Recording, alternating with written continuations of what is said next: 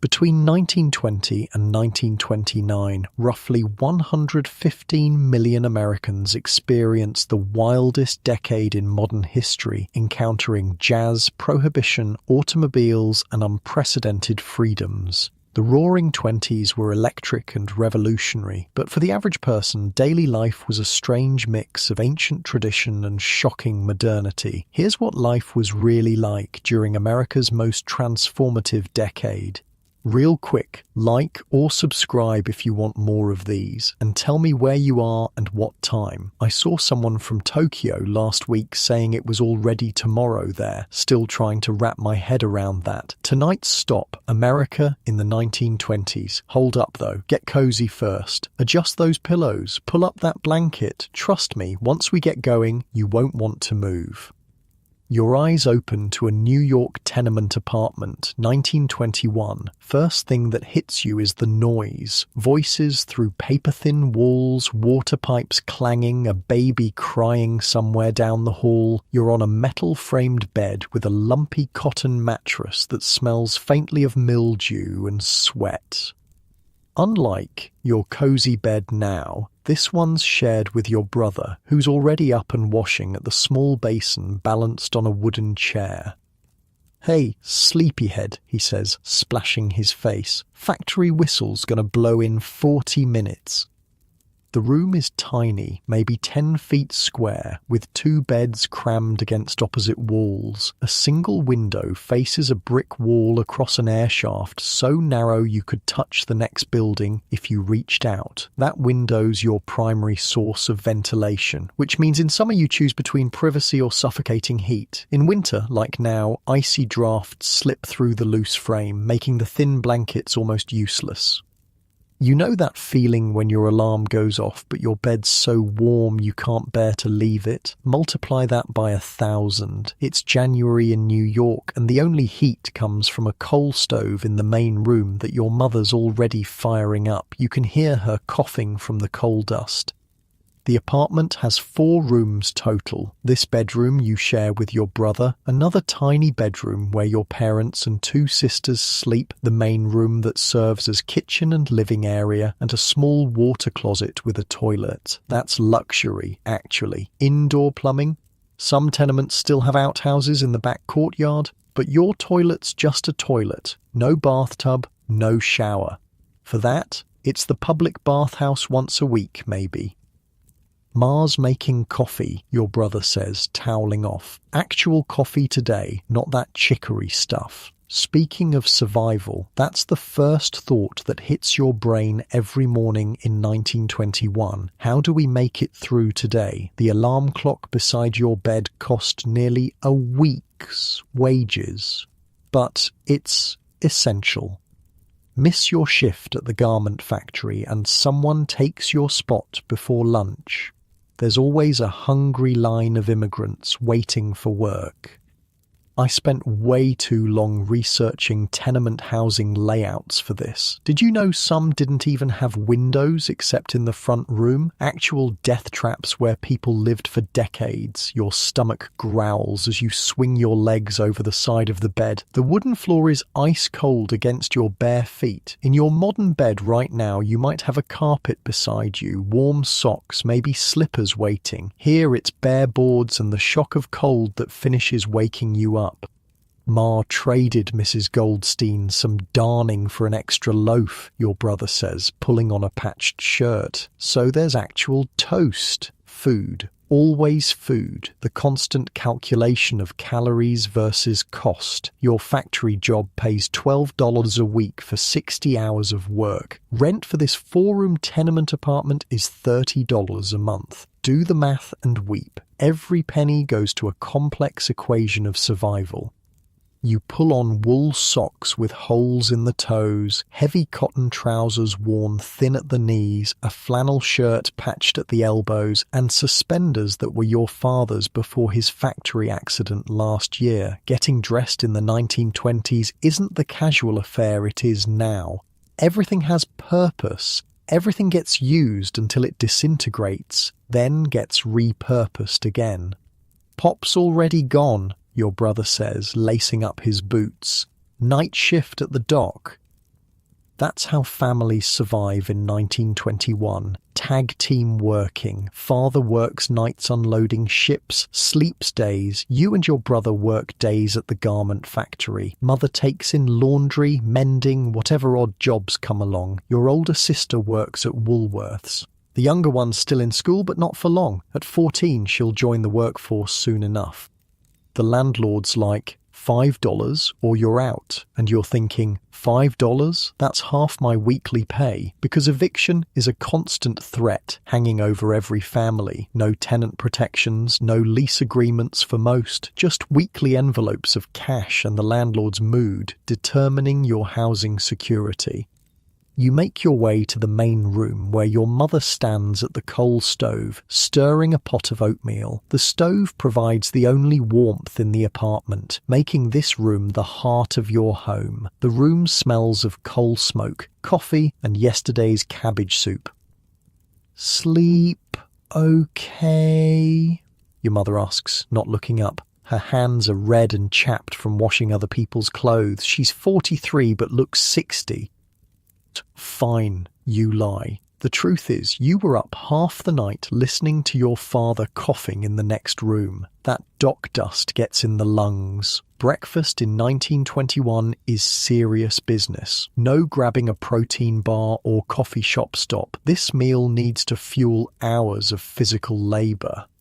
Your mother ladles thick oatmeal into a chipped bowl, adds a sprinkle of sugar, a luxury, and pours coffee into a tin cup. The coffee's stretched with chicory to make it last longer, bitter but hot. You know those fancy artisanal toast places charging $8 for avocado toast? Yeah, no. Your toast is a thick slice of day-old bread, slightly stale, held over the stove grate until it browns, then spread with a scraping of lard. Protein and calories, the currency of survival. Through the window, you can see the street 5 floors below coming alive. A milk wagon rattles past, glass bottles clinking. The milkman's horse leaves steaming deposits on the cobblestones, which kids will dodge on their way to school. A man with a pushcart shouts about hot chestnuts. The newspaper boy's already shouting headlines about Prohibition raids. "Tony got arrested last night," your sister says, entering from the other bedroom. She's already dressed for work, hair pinned up severely, caught with a flask at Mancini's place. And here we encounter one of the most bizarre experiments in American history, Prohibition. January 1920. The government decided alcohol was the root of all evil and banned it completely. Manufacturing, selling, transporting, all illegal. Can you imagine the absolute chaos? Picture the government deciding tomorrow that coffee is illegal, or sugar, or I don't know, cheese, something millions of people use daily. What happens? People don't stop, they just get creative. "Tony's an idiot," your brother says, wolfing down oatmeal. Everyone knows Mancini's gets raided on Tuesdays. Because that's how Prohibition actually worked, this elaborate dance between cops who needed to show arrests and speakeasies that reopened the next day with a new password. The password this week? I'm thirsty. Real subtle. The speakeasy doorman gives you this look. Password? He growls, and you're standing there like, thirsty? Because even the passwords were an open secret. Everyone knew which barbershops had illegal bars in the back, which pharmacies would sell you medicinal whiskey, which grocery stores had wine grapes labelled "warning, will ferment into wine if left in warm place for 3 weeks. You finish breakfast standing up, too rushed to sit. Through the walls you can hear the Calabrese family's morning argument, the Levinsky baby crying, Mrs. O'Rourke's morning coughing fit. Privacy doesn't exist in tenement life. Everyone knows everyone's business, troubles, joys. Outside, the January air hits like a slap. The street teems with people, women with shopping baskets, men hurrying to work, children darting between adults. The smell is a complex mix of coal smoke, horse manure, garbage waiting for collection, and the enticing scent of bread from the Italian bakery on the corner. Your breath forms clouds in the frigid air as you and your brother join the river of workers flowing toward the factories, women in headscarves, men in caps, all moving with purpose. This early, the automobiles are few, mostly delivery trucks bringing goods to shops. The wealthy with their private cars won't be out until later. Race you past Scarpelli's, your brother says, and you both break into a jog, dodging pedestrians. Physical fitness wasn't a hobby in 1921. It was built into daily life. No one had gym memberships because life itself was a constant workout.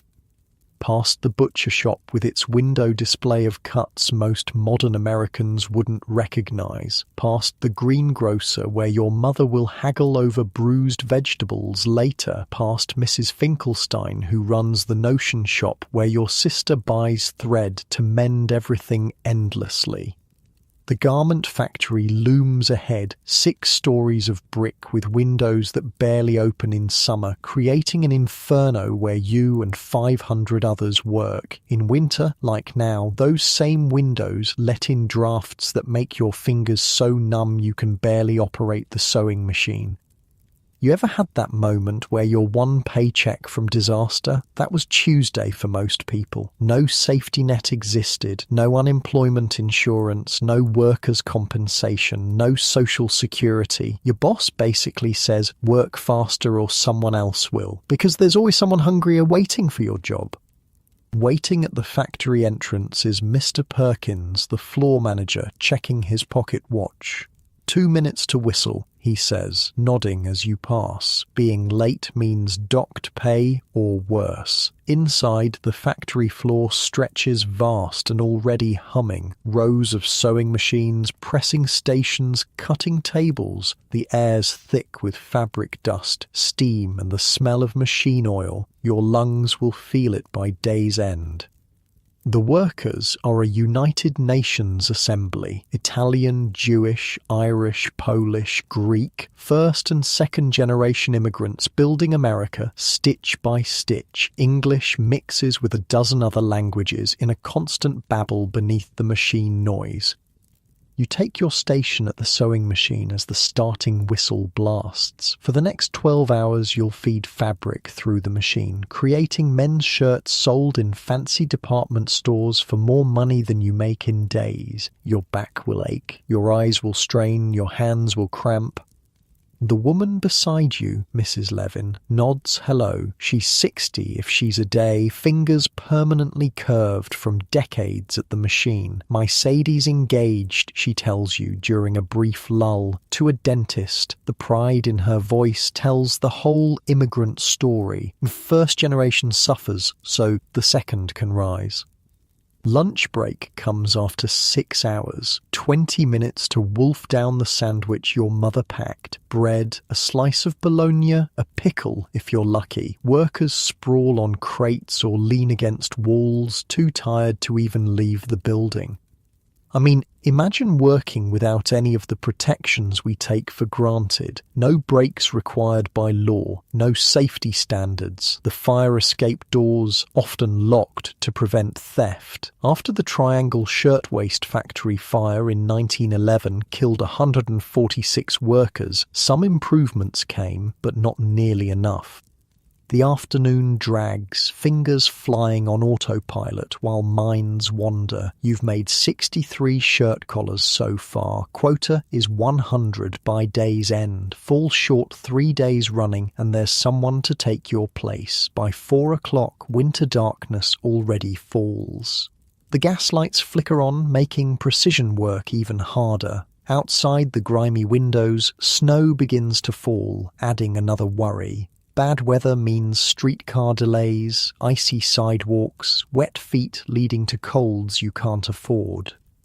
The cop on the corner looks at your flask and goes, "I didn't see nothing," because even they knew Prohibition was a joke. The police had an impossible job enforcing a law nobody wanted, leading to the first modern era of widespread corruption. Badge by day, speakeasy customer by night. Quitting whistle finally blasts at 7. Your back screams as you straighten, fingers stiff claws that slowly uncurl. Around you, hundreds of workers sigh collectively, gather belongings, bundle up for the cold journey home. Payday tomorrow, your brother says, as you push through the crowd towards the exit. Those magic words that make it all worthwhile, or at least bearable.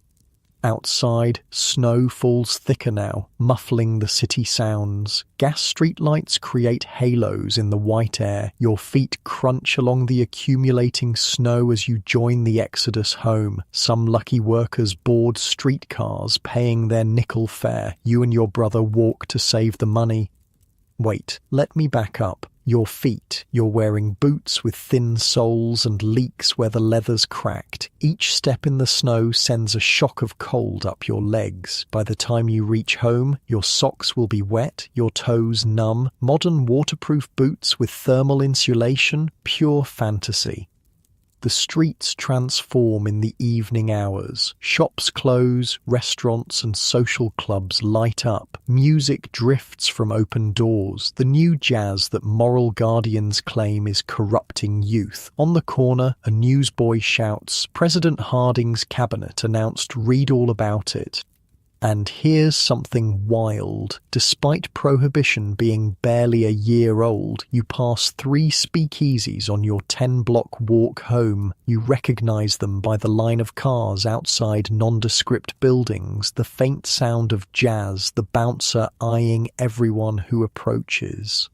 One's disguised as a soda shop, another as a bookstore, the third doesn't even pretend. Just a blank door with a sliding peephole. "We should stop at Mancini's," your brother suggests. "One drink. I got paid for that extra work." This is how most workers cope with the crushing routine. A quick drink before home, a moment of escape. But it's different now, shadowed with the thrill and danger of illegality. After Tony? No way, you answer. Murphy's on Thursday. Because even in speakeasy culture, you had your routine. Different nights, different places. Spreading your illegal business around was just smart. When you finally climb the 5 flights to your tenement apartment, the smell of cabbage soup greets you. Your mother's stretched yesterday's leftovers, added an onion and potato with thick slices of bread. It'll fill bellies. Your father's at the table already, looking grey with exhaustion after his night shift. Your sisters set out chipped bowls and tin cups. This is dinner in working-class 1921. Simple food, eaten together, the meal planned around overlapping work schedules. "Got a letter from cousin Frank in Chicago," your father says between spoonfuls. Says there's good work in the stockyards, better pay than here. And there it is, the constant calculation. Stay or go, endure known hardships or risk new ones. Mobility wasn't just a luxury in the 1920s. It was a survival strategy. Follow the work, follow the opportunity, keep moving to stay ahead of poverty. After dinner, your family's evening ritual unfolds. Your father repairs a chair leg while your mother mends clothes. Your sister reads aloud from the newspaper, one of the Italian dailies, while your younger sister struggles through homework at the table. No private rooms for homework, no quiet study space. Life happens collectively in the 2 main rooms. Says here they raided 50 speakeasies last night, your sister reads. Confiscated 500 gallons of liquor. Your father snorts. 500? That's what, one night's business? Waste of time? And he's right. Prohibition created the first modern criminal underground, turned ordinary citizens into lawbreakers, corrupted police forces nationwide, all while failing spectacularly at its goal of creating a dry nation. By 9 o'clock, exhaustion catches everyone. Tomorrow's another work day, another alarm clock, another 60 hours of labour stretching ahead. In your comfortable bed right now, you might stay up reading, watching shows, scrolling through social media. In 1921, sleep was the only affordable luxury. You return to the tiny bedroom, now freezing as the coal stove in the main room burns down for the night. Undressing quickly, you slide between cold sheets, pull the thin blankets up, and wait for your body heat to create a small pocket of warmth. Your brother's already in bed, reading a dog-eared pulp magazine by the weak light of a single bulb. Electricity in tenements was still relatively new, unreliable, expensive, but magical compared to gaslighting. Night, he says, switching off the light. In the darkness, you hear the symphony of tenement life. Babies crying, couples arguing, someone playing a violin badly, water pipes knocking, the L train rumbling 2 blocks away. These sounds are the lullaby of urban 1921. As you drift towards sleep, you wonder what tomorrow will bring. The same, probably. The relentless routine of survival. But also, maybe not, because the 1920s were just beginning their roar, and change was coming faster than anyone could imagine. Through the window, snow continues to fall on a New York transformed from just a decade ago. Horse-drawn wagons share streets with automobiles now. Telephones connect businesses. Movies flicker silently in palatial theatres. Women's hemlines creep scandalously upward. And somewhere in Brooklyn, a 6-year-old named Miriam listens to her immigrant parents dream of a better future for her. In 40 years, she'll be your grandmother, telling you stories of the hardships that seem impossible from the comfort of your modern life. You're falling asleep now, body aching from work, mind already calculating tomorrow's survival. But there's also a current of excitement, because it's 1921 and America is changing by the minute. Who knows what might be possible by decade's end? Now let's shift our view. While tenement dwellers in New York fought for survival inch by inch, a different America stretched across the vast countryside. It's 1923 now, and we're waking up on a farm in Iowa, about 100 miles west of Des Moines. The first thing you notice is the silence. No neighbors arguing through thin walls, no streetcars clanging, no factory whistles. Just the distant crow of a rooster and the soft lowing of cows needing to be milked. You're in a wooden farmhouse that your grandfather built with his own hands after claiming this land under the Homestead Act decades ago. You're lying on a feather mattress instead of cotton and springs. The feathers came from your own geese, plucked, washed and stuffed by your mother and sisters last fall. The sheets are rough cotton but clean, line-dried in yesterday's sunshine. The quilt covering you was made by your grandmother, each square telling a family story in fabric.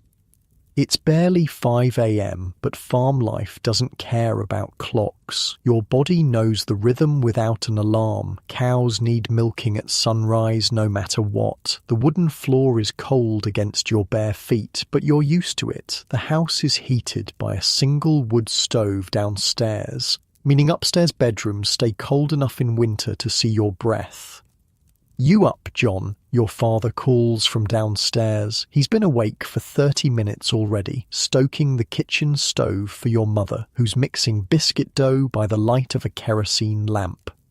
"Coming, Pa," you answer, pulling on denim overalls over your long underwear. No shower this morning, or any morning. The farmhouse has no indoor plumbing. There's an outhouse 50 yards behind the kitchen, and a pump at the kitchen sink that brings up cold water from the well. For washing, you splash your face and hands with water from the ceramic basin on your dresser, water that froze a thin skin of ice overnight. Breakfast on a 1923 farm is no quick affair. You need serious calories for the work ahead. Your mother has already cooked a skillet of salt pork, its fat used to season the cast iron pan now full of scrambled eggs from your own chickens. Biscuits bake in the oven. Coffee boils in an enamel pot strong enough to stand a spoon in. "Today's the day," your father says, pouring coffee for himself. His hands are permanently tanned from years in the fields, with calluses thick as leather. Jenkins is bringing it around noon. Your heart skips. Today's the day your family joins the revolution that's transforming America. automobile ownership. After years of saving, your father's buying a Model T Ford from the dealer in town. You've never owned a car before. Few farm families have, but that's changing fast. Think it'll make it up the hill to the Petersons? Your mother asks, setting a plate of eggs before you. She's worried about the expense, the practicality. 20 years of horse transportation doesn't shift overnight. Henry Ford didn't become the richest man in America by making things that don't work, your father answers, but there's worry behind his confidence. The Model T costs $290, a fortune for a family that might see actual cash only a few times a year after harvest. Farmers in the 1920s operated largely outside the cash economy most of the time. You produced what you ate, you bartered eggs for sugar at the general store, traded labor with neighbors during harvest, repaired what broke, made what you needed. Actual dollars were rare and precious. After breakfast, you head to the barn with your father and younger brother. The daily chores wait for no one, car delivery or not. The barn smells of hay, manure, and the sweet breath of cows. 6 dairy cows need milking, the horses need feeding, the pigs need slop. Your hands move automatically, squeezing rhythmically as warm milk hisses into the metal bucket. "Pa, can I drive it first?" your brother asks, fork deep in soiled straw. Your father laughs. "Nobody's driving but me till I figure it out. That thing cost more than the South Field. I spent hours researching early car ownership, and the learning curve was brutal. No driver's education, no licensing requirements in most rural areas, just a complicated machine, some basic instructions, and a lot of trial and error. The manual for a 1923 Model T included helpful tips like, to stop the car, first pull the gas lever back to neutral, then apply the brake. Do not become frightened and jump out. The morning passes in the rhythm of chores as old as farming itself. Milk the cows, separate cream, feed livestock, gather eggs, repair fences, check crops. The work of survival never ends, but there's a strange comfort in its predictability. By 11, you've changed into your town clothes. Not fancy, but clean overalls and a collar shirt without manure stains. Your mother's put on her good dress, the blue one saved for church and special occasions. Even your father's combed his hair and put on a freshly ironed shirt.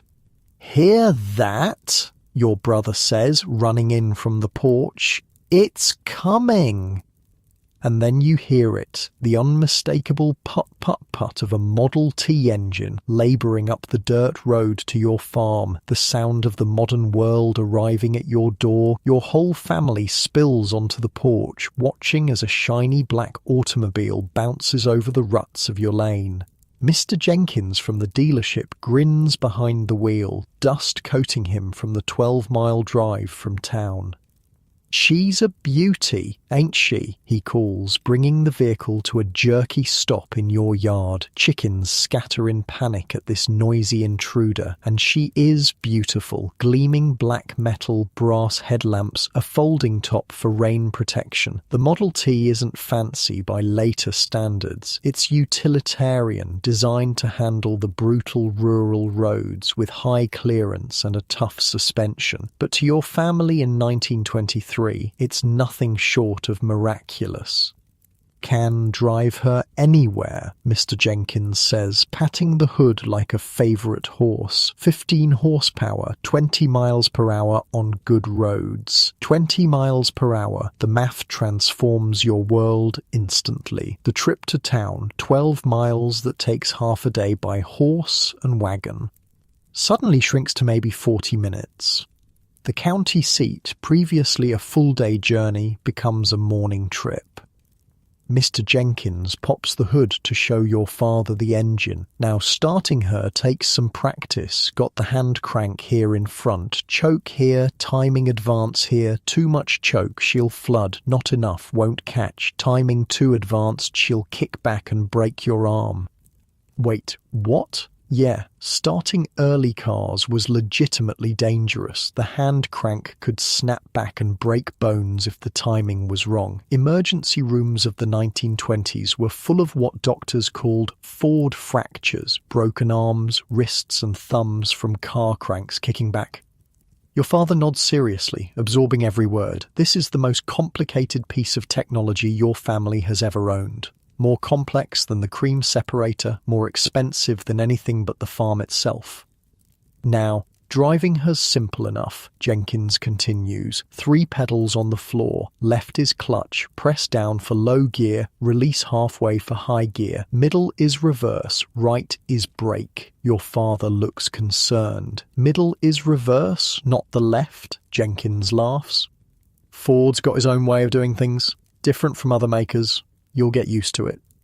And that was actually true. Early cars had zero standardization. Pedal arrangements, shifting patterns, even which side of the road to drive on wasn't fully settled in all states yet. Learning to drive one car didn't necessarily prepare you for another. After more instructions, Jenkins has your father sit behind the wheel.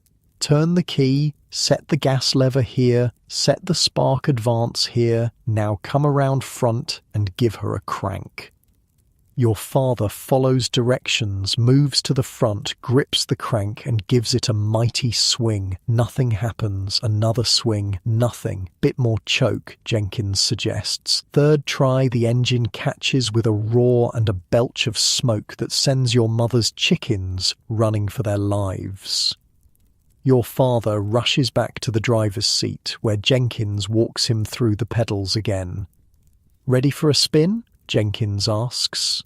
Your father nods, face set in concentration.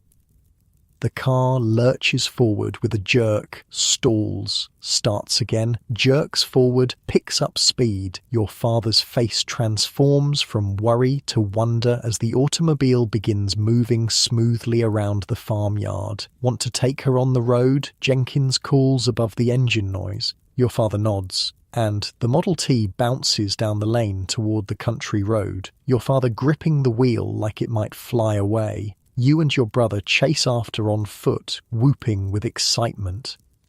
From your porch, the car disappears around the bend, but you can hear the engine echoing across the cornfields. 10 minutes later, it reappears, your father now smiling broadly behind the wheel. The future has arrived at your farm and nothing will ever be the same.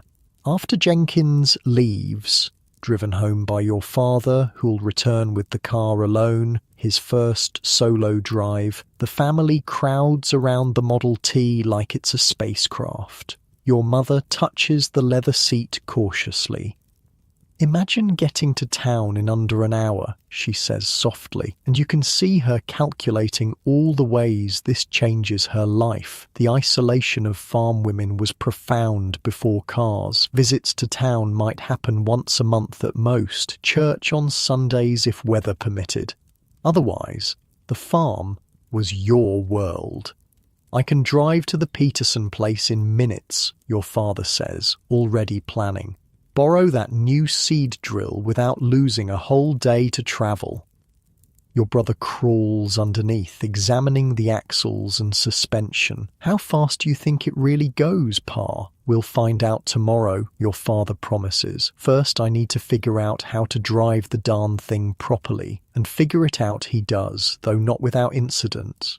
That first month of car ownership brings new vocabulary into your family's life. Words like carburetor, distributor, and flat tire become regular topics at the dinner table.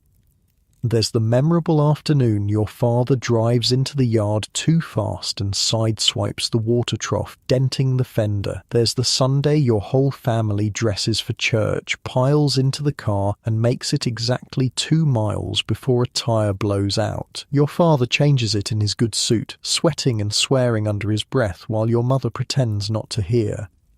The new car dealer looks at the flat tire and goes, "Yup, that'll be $4. And your father's thinking, $4? That's 3 days' wages for a farmhand, because the ongoing costs of car ownership shocked many first-time buyers. It wasn't just the purchase price. It was tires, gasoline, oil, repairs, a whole new category of expenses for families who previously fed their transportation with hay they grew themselves.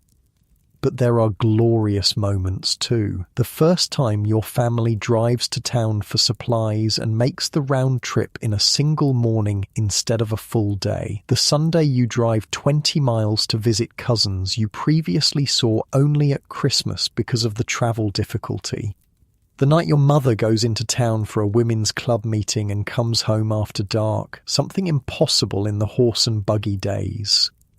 The car changes everything. Suddenly your map expands. The farm is no longer an island in a sea of distance. Town becomes an easy destination, not a journey requiring planning. Neighbours 5 miles away become people you can visit on a whim. By summer, your father has mastered the Model T completely. You and your brother have learned to drive too, at least enough to move it around the farmyard or drive the short distance to the main road. Your mother still refuses to try, claiming she has no head for machinery, but you've seen her eyeing the wheel when she thinks no one's looking.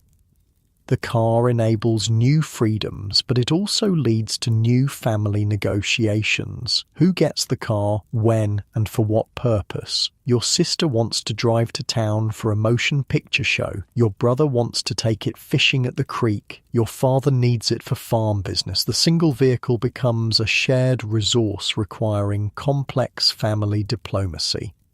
"We need rules," your mother announces at dinner one night after 3 separate car usage disputes. Church on Sundays, market days for supplies, farm business first, social calls only when work's done.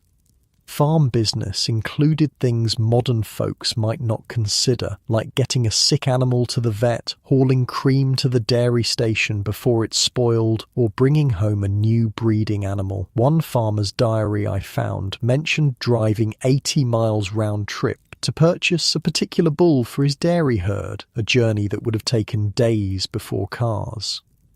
The greatest transformation comes in autumn. Harvest time, always the most critical and stressful season, changes with automobile ownership. Parts break on the threshing machine. Your father drives to town and returns with replacements in 2 hours instead of losing a whole day. Need extra hands for harvesting. He drives to town and brings back day labourers. A bumper crop ready for market? Multiple trips become possible in a single day. The car also connects your family to the wider changes sweeping America. Driving to the county seat, you see more automobiles each visit. The dirt roads, designed for horses and wagons, are being graded more frequently to accommodate car traffic. There's talk of paving some major routes. Your father returns from town one day with news. They're putting in a filling station on Main Street. No more buying gasoline in cans from the general store. Gas stations, car dealerships, repair shops, whole new categories of business spring up to serve the automobile culture. Roads improve, bridges strengthen. The landscape itself transforms to accommodate this revolution on wheels. By Christmas 1923, your family's Model T seems as essential as the plough or the stove. When snow blankets the farm and your father puts the car up on blocks in the barn for the winter, early cars weren't great in snow and many rural families simply didn't use them during winter months. There's a sense of loss, of returning to an isolation you'd briefly escaped.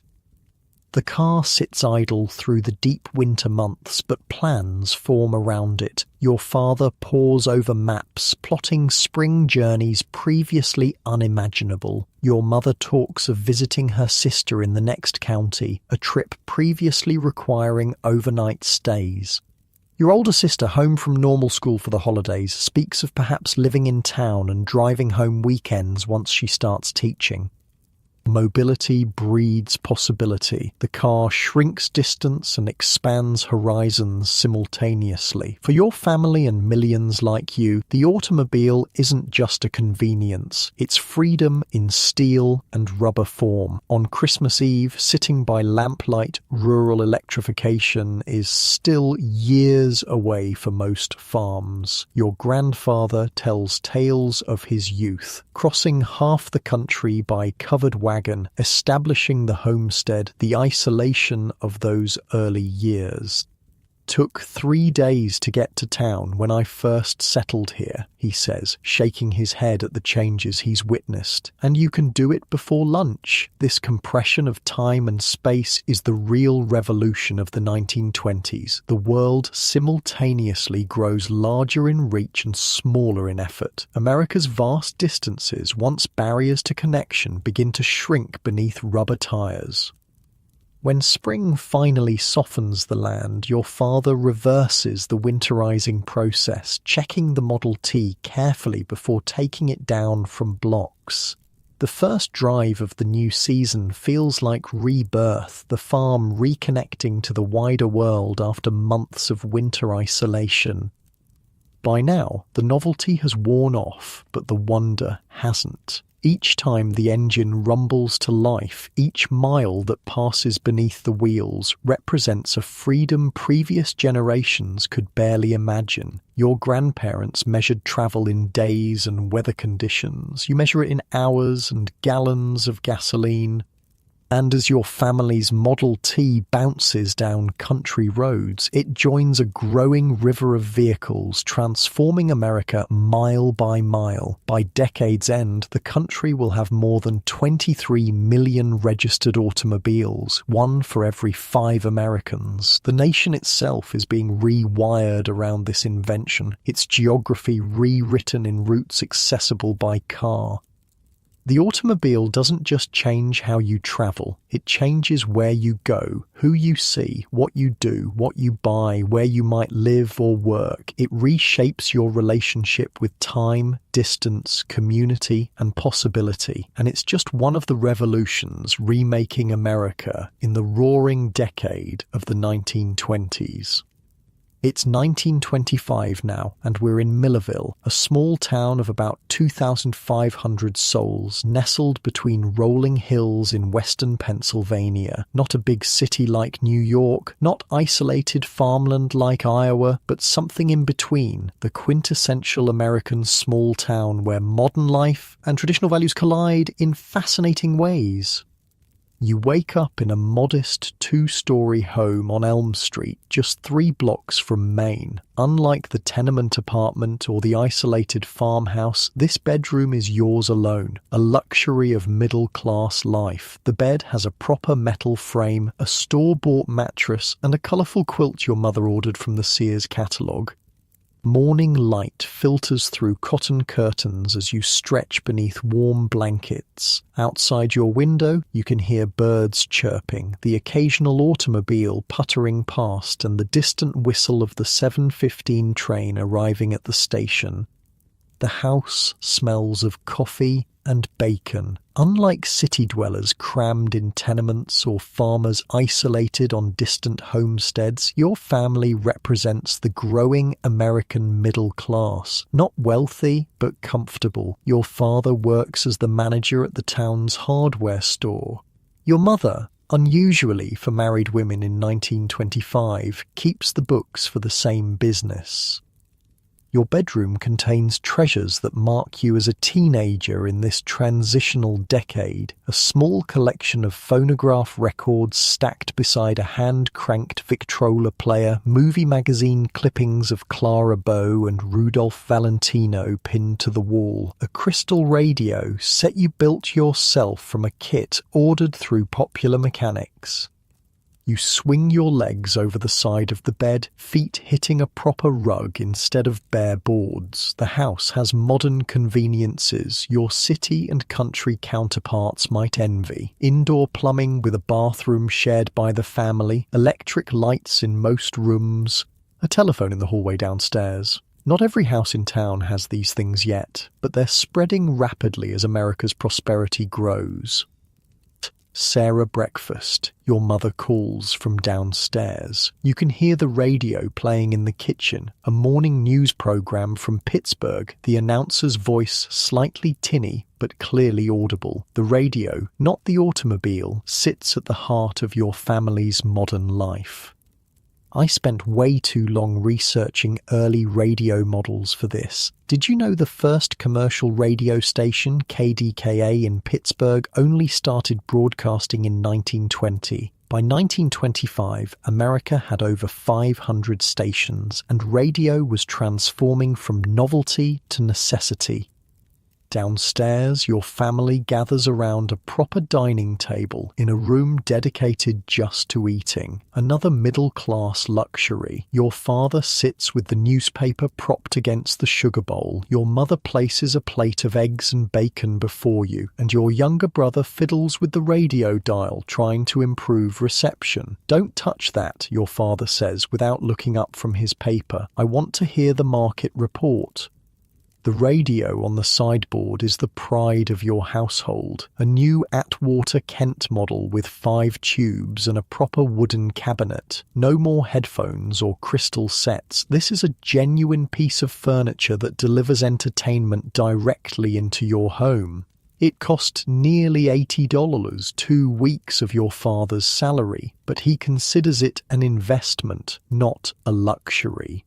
"There's a new Harold Lloyd picture at the Rialto tonight," your brother says, passing you the toast rack. "Can we go?" Movies, the other great mass media revolution, have already transformed from novelty to regular entertainment. Millerville has 2 movie theatres, the older Bijou and the newer, fancier Rialto, with actual upholstered seats and electric fans for summer cooling. "Test scores first," your mother answers, but her tone suggests permission is likely. Unlike earlier generations, your parents view commercial entertainment as normal, even beneficial. The motion picture industry has worked hard to shed its slightly disreputable early image, promoting films as educational and wholesome family entertainment. Your father lowers his paper. "Says here Coolidge is speaking on the radio tonight. National hookup." He says this with genuine wonder. The president's voice coming directly into your living room. The miracle hasn't grown stale yet. So for context, President Coolidge was nicknamed Silent Cal because he was so reserved. But even this quiet president embraced radio immediately. Like most politicians, he recognized its power to bypass newspapers and speak directly to voters. Radio made national politics immediate and personal in ways print never could. After breakfast, you head downtown with your brother to run errands before school. Main Street bustles with morning activity. Mr. Peterson unlocking his pharmacy, Mrs. Winters sweeping the sidewalk in front of her millinery shop, the mailman delivering packages to the general store. Unlike the anonymous city or the isolated farm, small-town life means being known. "Morning, Sarah," calls Mr. Peterson. "Tell your mother her headache powder came in." 3 people greet you by name before you reach the corner. This interconnectedness defines small-town existence, comforting or stifling, depending on your perspective. You pass the Rialto Theatre, where the marquee indeed advertises Harold Lloyd in The Freshman. A colourful poster shows the bespectacled comedian hanging from a clock face. Movie marketing is sophisticated already, with nationwide advertising campaigns, fan magazines, and merchandise. The movie star system is in full flower, creating the first modern celebrities known as intimately as family members, despite never being met in person. "Think Clara Bow will ever come to Millerville?" your brother asks, staring at another poster showing the famous It Girl in a revealing costume. "Dream on," you laugh. Small towns might get the same movies as big cities, but actual movie stars exist in another universe. At the newsstand, you spend your allowance on the latest issue of Photoplay, a movie magazine promising exclusive interviews with the stars. Inside are glossy photos of the famous faces you and millions of other Americans collectively adore: Chaplin, Fairbanks, Pickford, Swanson. Their hairstyles will be copied, their clothing imitated, their romances analysed by people who've never been to Hollywood and never will go. The theatre manager passes by, tips his hat. "Coming tonight? Lloyd's a scream in this one." "Hope to, Mr. Daniels," you answer, "if homework allows." He winks. "Special display in the lobby. Actual football from the movie. Studio sent it as promotion." This national marketing for local consumption represents the new media landscape. Products, promotions, and publicity flow from centres of production to the smallest towns, creating shared cultural touchstones. A joke told in a Harold Lloyd film will be repeated in schoolyards from Maine to California. Americans increasingly laugh at the same things, cry at the same stories, worry about the same news. School occupies the middle of your day, a consolidated high school serving Millerville and surrounding farms. Unlike your parents' one-room schoolhouse education, yours features specialized teachers, a science laboratory, even a small gymnasium. Education is changing too, becoming more standardized across America as mass media and improved transportation connect previously isolated systems. But it's after school that the real center of teenage social life in 1925 emerges: Miller's drugstore, with its soda fountain, booths, and most importantly, its Victrola player. Miller's is where Millerville's youth gather to socialize in ways their parents never experienced. 2 cherry phosphates, your friend Helen orders at the counter. The soda jerk, a college boy home for the summer, nods knowingly. "Heard the new Armstrong record?" he asks, gesturing to the stack of records beside the Victrola. "Hot stuff. The store has a commercial arrangement with Victor Records. They sell records, but also play them as promotion. For the price of a soda, teens can listen to the latest jazz and dance music, much to the concern of some parents who view jazz as dangerously sensual and modern." "My dad says jazz is causing moral decay," Helen sighs, rolling her eyes. "Put it on." The music that fills the drugstore would shock earlier generations with its syncopated rhythms and improvisational style, but to you and your friends, it's simply the soundtrack of youth. Louis Armstrong's trumpet soars above the scratchy recording, creating a sound unlike anything your parents grew up hearing. Teenage culture in the 1920s was becoming distinct for the first time, shaped by commercial entertainment rather than traditional community values. Parents worried while teenagers embraced new music, new dances, new fashions spread by mass media. "Did you hear last night's Collier's Hour?" asks Edward, sliding into your booth uninvited. "They had that detective story writer. What's his name?" "Dashiell Hammett," supplies Helen, who devours detective stories. Radio created shared national experiences impossible in previous eras. The next day after a popular program, Americans everywhere discussed the same episodes, quoted the same lines, laughed at the same jokes. Regional isolation began dissolving in a sea of standardized entertainment. "My folks got a new radiola," Edward boasts. 6 tubes. Dad let me stay up for the fight broadcast from New York. Heard Dempsey get knocked out in real time. Sports broadcasting nationalized athletics, turning local teams into national obsessions and athletes into celebrities. Before radio, you might read about a boxing match the next day. Now you could hear it as it happened, the announcer's excitement making you feel present at events occurring hundreds of miles away. The soda jerk changes the record, putting on a Paul Whiteman dance tune. "Anyone going to the dance at the Grange Saturday?" he asks. Wouldn't miss it, Helen answers. Sarah's teaching me the Charleston. The boy from the pharmacy looks at you and goes, "You know the Charleston? For real?" Because even in small towns, the dance crazes that swept urban areas eventually arrived, sometimes months after they'd already peaked in New York or Chicago, but they arrived nonetheless, carried by movies, magazines, phonograph records, and travelers. You demonstrate a few Charleston steps beside the booth, exaggerating the swinging arms and twisted knees that scandalize parents and delight teens. The dance's energetic abandon perfectly captures the spirit of the decade, modern, rebellious, carefree. As afternoon stretches toward evening, you head home for dinner, stopping by the hardware store to walk home with your father. The store itself is another symbol of changing times. Traditional tools still occupy prominent space, but new sections cater to automobile owners, radio enthusiasts, and home modernization. "Look what just came in," your father says proudly, showing you a display of electric toasters. Future of home appliances right there. Consumer culture was exploding in the 1920s as electrification spread and mass production made previously luxury items affordable to the middle class. Advertising in magazines, newspapers, and radio created desire for products people hadn't known they needed. The modern consumer was being born.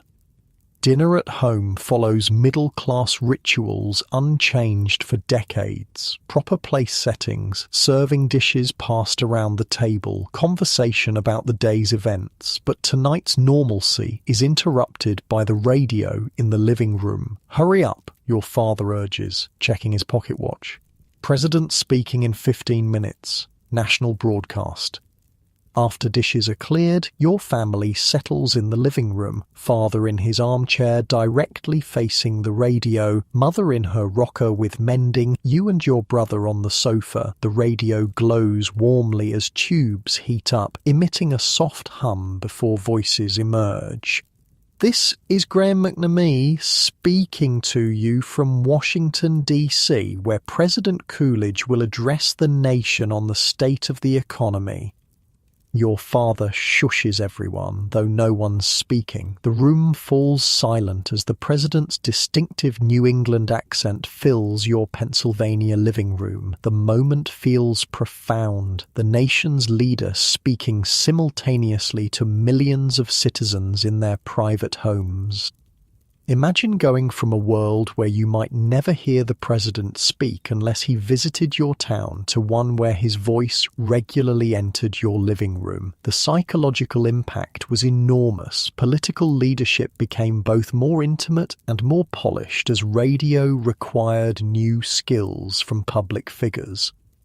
After the speech, your family discusses the president's points about the booming economy. Your father, a Republican like most small business managers, approves of Coolidge's pro-business stance. Your mother, with more progressive leanings, has reservations.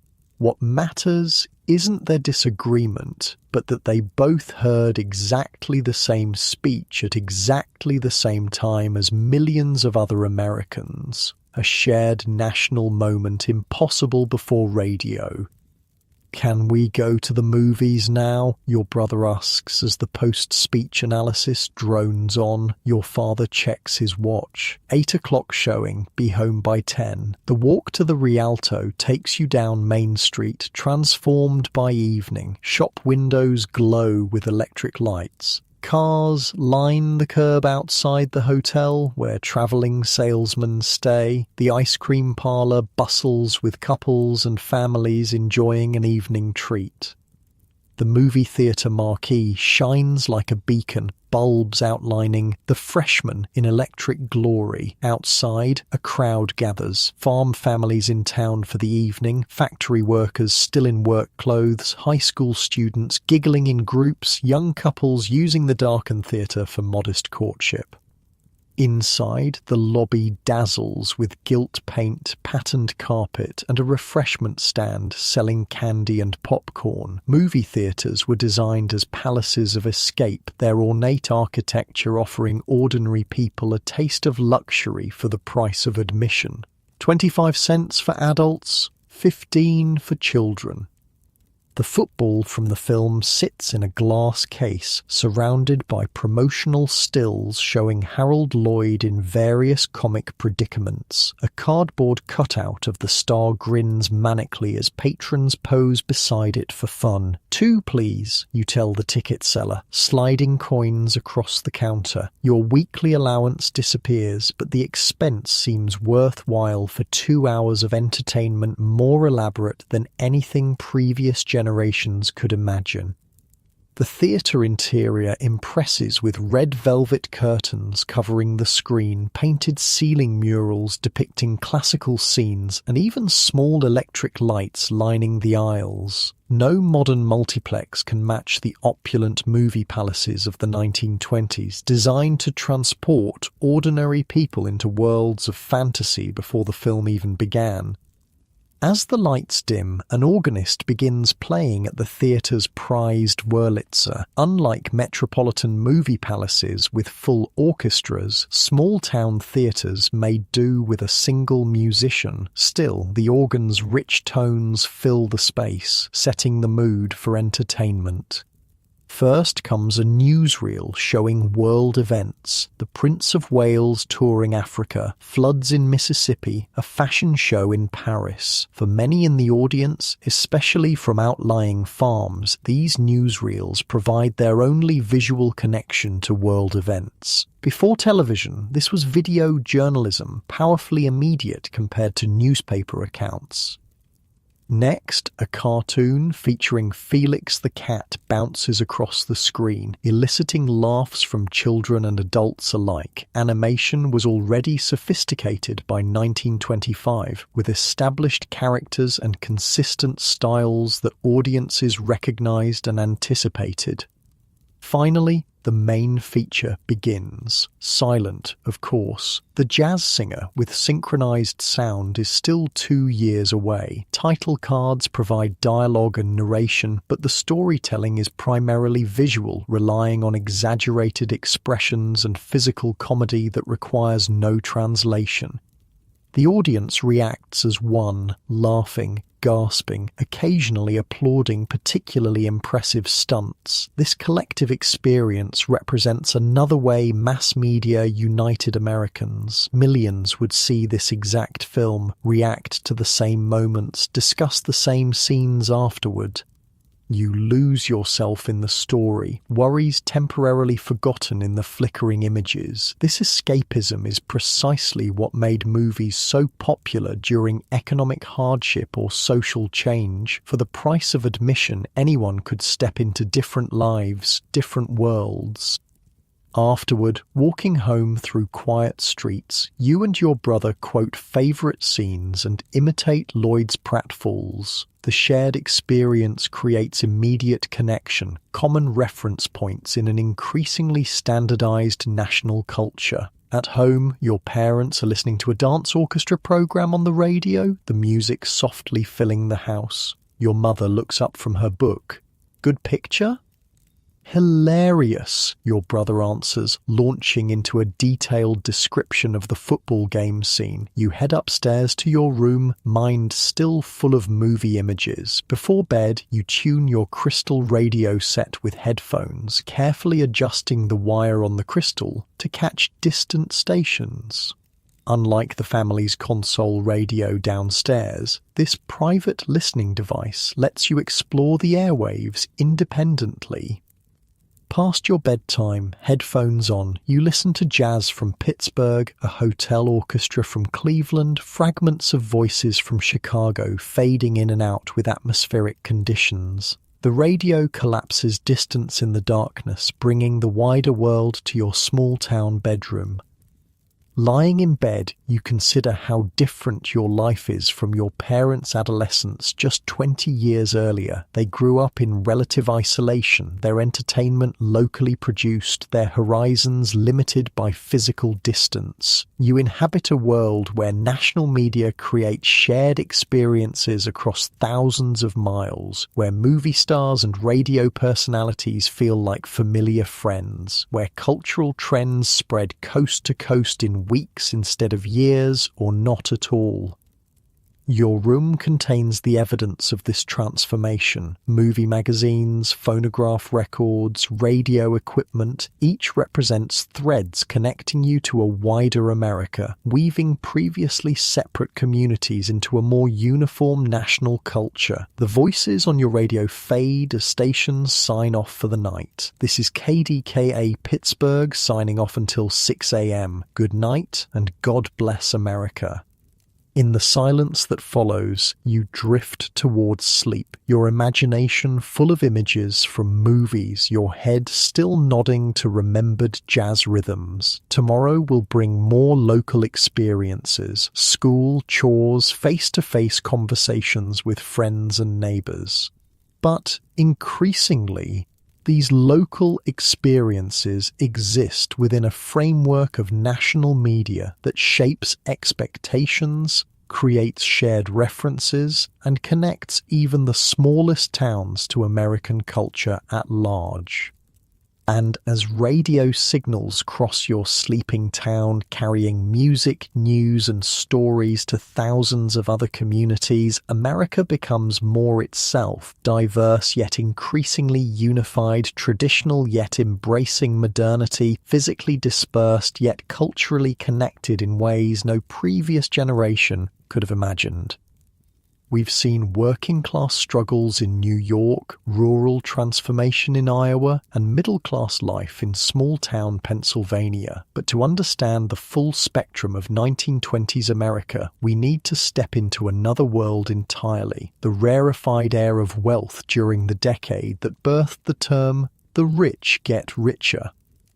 It's 1927 now, and you're waking up in a bedroom larger than some entire tenement apartments. Sunlight filters through silk curtains onto a bed that cost more than a Model T Ford. You're in Lake Forest, Illinois, one of America's wealthiest suburbs, situated on Lake Michigan just north of Chicago. This isn't just wealth, it's American aristocracy. Your eyes open to a room designed by a prominent New York decorator. Hand-painted Chinese wallpaper covers walls hung with original oil paintings. A Persian carpet cushions your feet when you slide from the bed. The sheets are Egyptian cotton, changed daily by housemaids you rarely see.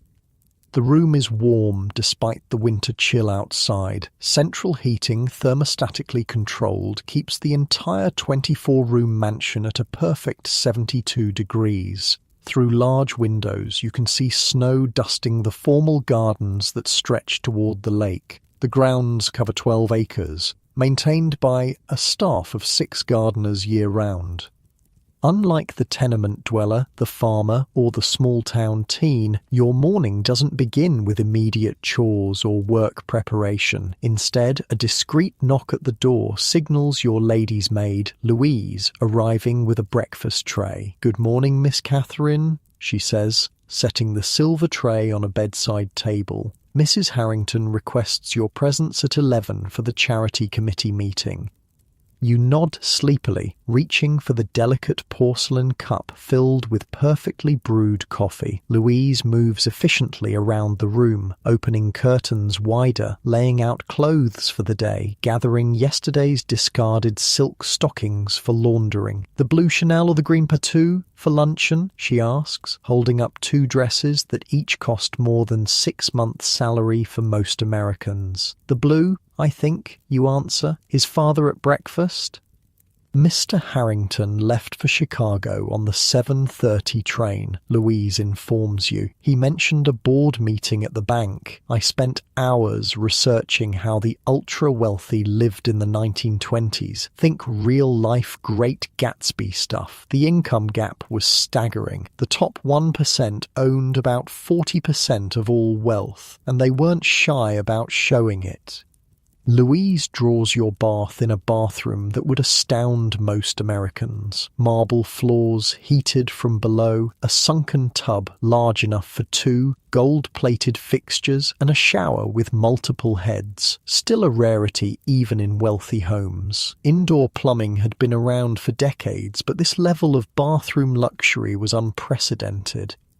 As you soak in scented water, you contemplate your day, charity committee in the morning, luncheon with mother's friends, tennis lesson if weather permits, the family has private indoor courts, then dinner with potential suitors your parents have approved. At 20, you're already slightly behind the marriage curve for your social set. Meanwhile, 3 floors below in the servants' wing, another day has been underway for hours. The Harrington household employs 18 domestic staff: butler, housekeeper, cook, kitchen maids, housemaids, footman, chauffeur, ladies' maids, and miscellaneous others.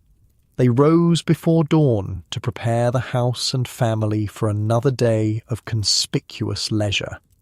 In the vast kitchen, Mrs. Collins, the cook, directs 2 kitchen maids in dinner preparations that will take all day. The fish must be absolutely fresh, she insists to a delivery boy from Chicago's finest market. Mr. Harrington can tell the difference. The kitchen is industrial-sized but state-of-the-art with electric refrigeration, not just an icebox, multiple ovens, a dedicated pastry area, and specially designed storage for the family's extensive collection of serving pieces and china. Different sets of dishes for different meals and occasions mean the kitchen contains more plates than some department stores. James, the butler, confers with Mrs. Collins about wine selections for dinner. Mr. Harrington wants the 21 Bordeaux with the main course, he says. Despite prohibition being the law of the land, fine wine flows freely in wealthy households. The very rich were effectively exempt from liquor laws that criminalized average Americans. The Harrington family never even pretended to obey prohibition. Their wine cellar, hidden behind a false wall, a minimal concession to legality, contains vintages worth more than most Americans earn in years. When they entertain, champagne flows as though the 18th Amendment never passed.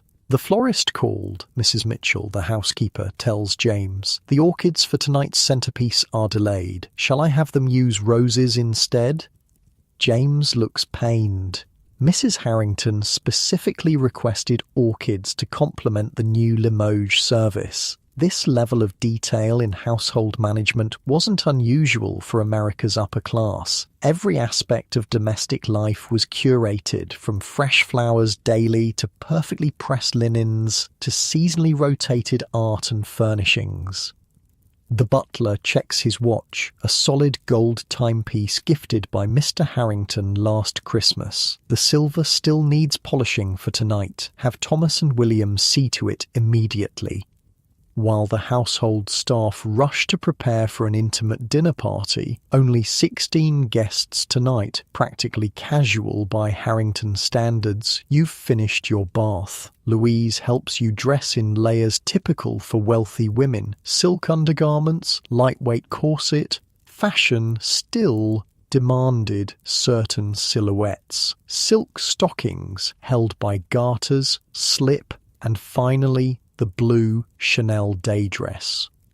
Your closet would stagger most Americans. Dozens of dresses, suits, coats, and specialized outfits for every conceivable activity from riding to tennis to yachting. The concept of appropriate dress reaches religious intensity among the wealthy. Wearing evening clothes before 6 or country clothes in town would cause more scandal than political radicalism. Mrs. Harrington purchased tickets for the Symphony Friday, Louise mentions, while styling your hair. She asked me to remind you that the abbot's son will be joining your box. Matchmaking remains a primary maternal occupation even in 1927. Despite the decade's reputation for liberation, upper-class marriage still functions partially as business merger and social positioning. The Abbotts own railroads. Your father owns banks. The match makes financial sense. I read this wild account from a Society columnist who described a debutante ball where they released live birds painted gold as decoration, just set them loose inside a ballroom. The things wealth made seem reasonable were truly bizarre. Downstairs, you find your mother in the morning room, a sunny space overlooking winter gardens. Eleanor Harrington, at 45, remains a stunning woman, maintained by rigorous beauty regimens, regular spa visits, and the confident posture of someone who has never worried about money. "Catherine, darling," she greets you, barely looking up from correspondence she's reviewing. "The Blakely girl is engaged. Third this season. We really must focus on your prospects." Your mother writes with a gold fountain pen on personalized stationery. Her morning activity includes answering invitations, directing household matters, and managing her extensive social obligations. Though she doesn't work in any traditional sense, her role maintaining family status through social connections is taken extremely seriously. "The charity committee meets at 11, she continues. "We're finalizing plans for the Children's Hospital benefit. I've committed us to purchasing 2 tables at $500 each." The irony of spending lavishly on charity events wasn't lost on everyone. One socialite supposedly said, "We spent $15,000 on a party to raise $10,000 for the poor, but the party was so lovely." A housemaid appears silently with fresh coffee. Your mother continues reviewing her social calendar without acknowledging the servant's presence. This invisibility of staff represents another aspect of wealthy life. Domestic workers exist in a parallel universe, physically present but socially non-existent unless needed. "The Morgans have invited us to Palm Beach next month," your mother says. "I've instructed Louise to begin packing your resort clothes. We'll take the private car on the 20th. The private car refers to the family's railroad car, attached to regular trains, but offering completely private accommodations. Commercial air travel barely exists in 1927, so wealthy families travel by private railcar, essentially mobile luxury apartments coupled to regular trains. Your father enters, having returned unexpectedly from Chicago. Howard Harrington made his first million before 30, multiplied it through banking, and now at 50 serves on numerous corporate boards while managing family investments. His tailored suit, handmade shoes, and perfectly trimmed mustache project success and authority. "Market's up again," he announces, accepting coffee from the hovering maid. "Those aircraft manufacturers I mentioned, stock jumped 12 points yesterday." The stock market dominates wealthy conversation in 1927. The unprecedented bull market seems unstoppable, creating paper millionaires daily. Investment tips exchange like currency at dinner parties and golf clubs. "Should we buy more?" your mother asks, revealing that even society women follow financial markets closely. "Already instructed Harrison to purchase another 1,000 shares, your father replies. "This boom has legs."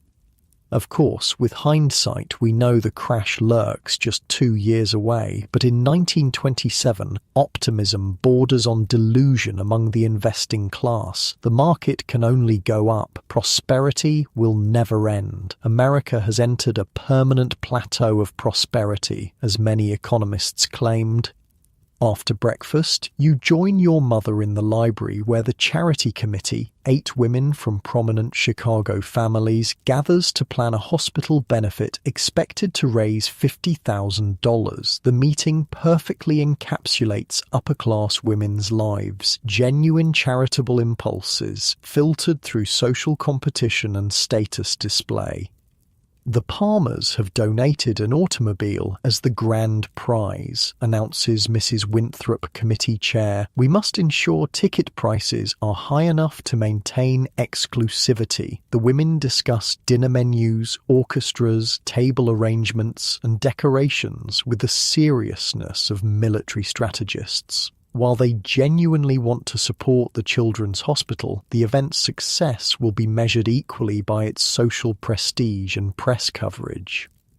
Catherine, Mrs. Winthrop addresses you. We'd like you to chair the junior committee. Get those eligible bachelors to open their wallets. This represents your growing social responsibility. Young people of your class must begin demonstrating philanthropic leadership. It's part of the unwritten curriculum of wealth.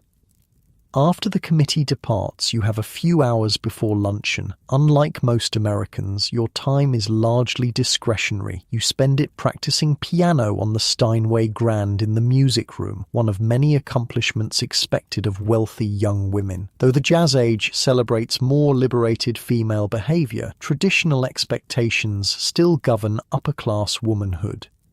The society lady at the piano goes, "Oh, I don't work. I merely oversee the staff, manage social engagements, run 3 charity boards, speak 3 languages, and can play Chopin from memory." Because wealthy women's labor was never called work, even when it was complex and demanding. At 1 o'clock, your mother's luncheon guests arrive. 6 women from prominent Chicago families. The dining room gleams with silver and crystal for what's considered an informal meal, though it would outshine most Americans' wedding dinners. Housemaids in black uniforms with white aprons serve course after course while remaining functionally invisible to the diners. Conversation touches on mutual friends, upcoming social events, European travel plans, and eventually current events. Even here, the new mass media makes its presence felt. "Did you hear President Coolidge on the radio last night?" asks Mrs. Forrester, whose husband owns a department store. "Harold says his business policies are precisely what America needs." "The Lindbergh flight is all anyone discusses in New York," contributes Mrs. Astor, recently returned from Manhattan. "They're planning a ticker tape parade when he returns." Charles Lindbergh's solo flight across the Atlantic in May 1927 represents another media milestone, the first global celebrity created entirely through mass communication. His handsome face appears everywhere, from newspapers to magazine covers to movie newsreels. The flight itself lasted 33 hours, but the media sensation continues months later. "Catherine, didn't you meet the Lindbergh boy at the Wetmore party last year?" your mother asks, creating a social connection to the news sensation.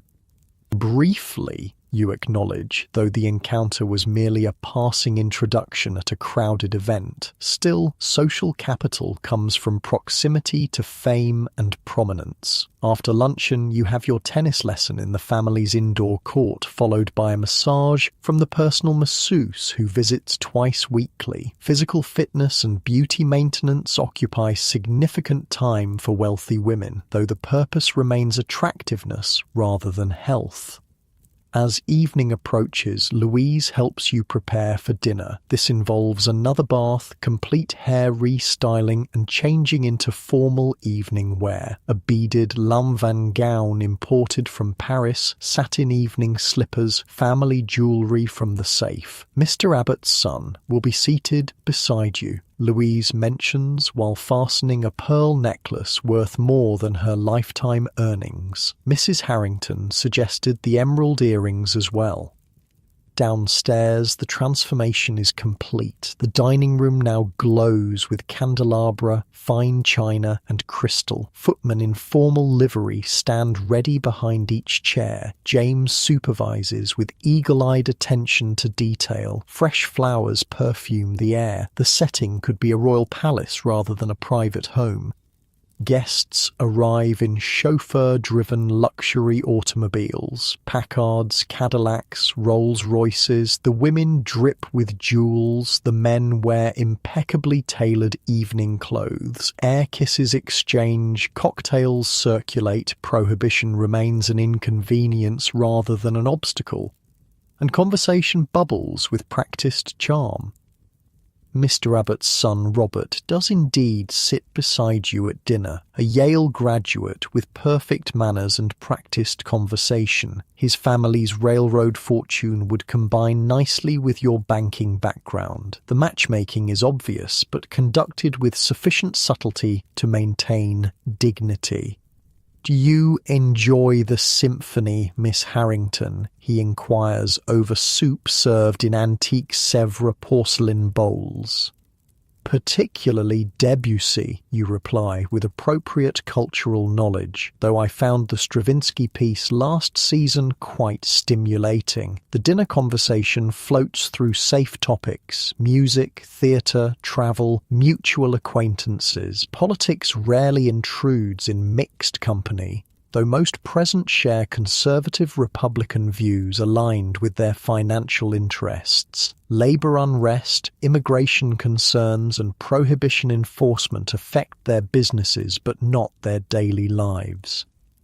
Wine flows freely despite federal law, served from crystal decanters rather than original bottles, a minimal nod to illegality. The meal stretches to 7 courses, each more elaborate than the last, representing days of kitchen preparation for a 3-hour dining experience.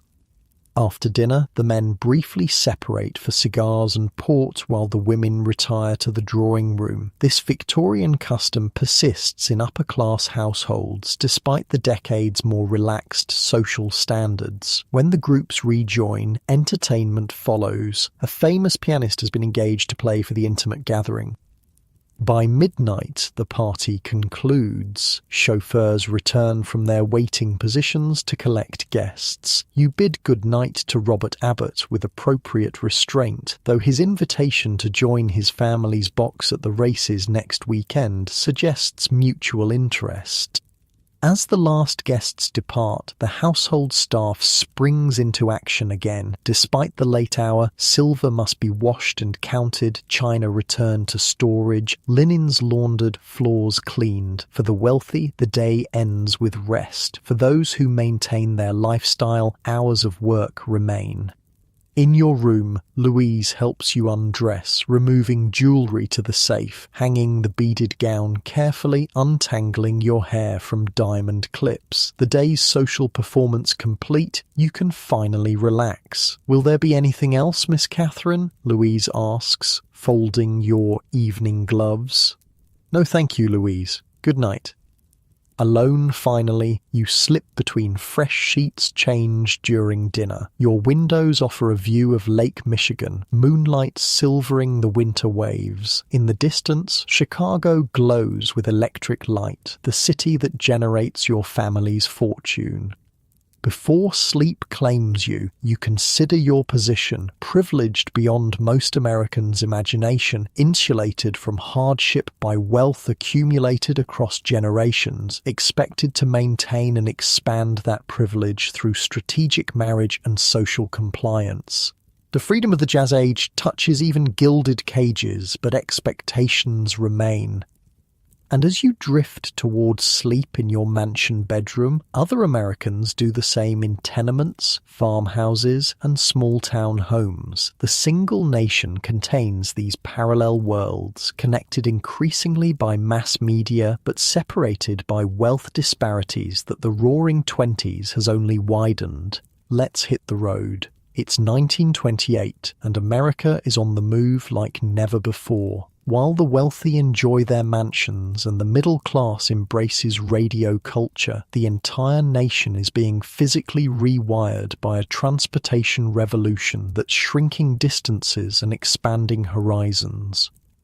You're waking up in a Pullman sleeping compartment on the 20th Century Limited, the most famous passenger train in America, currently speeding through the night somewhere in Ohio. The gentle rocking of the rail car and the rhythmic clickety-clack of wheels on track seeps into your dreams before your eyes open.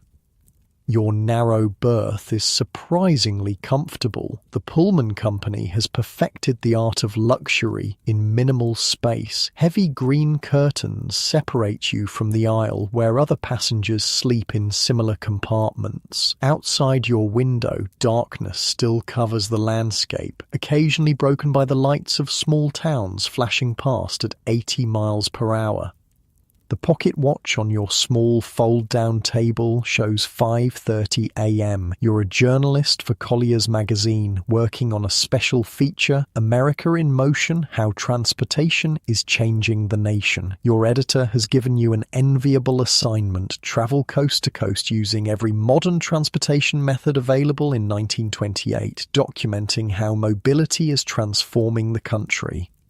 You started in New York yesterday, boarding this famous train at Grand Central Terminal. The 20th Century Limited isn't just transportation, it's a rolling legend. The boarding process alone was theatrical. Red carpets literally rolled out for passengers, the origin of the phrase red carpet treatment. Porters in crisp uniforms handling luggage, and the train's gleaming, streamlined exterior promising speed and luxury.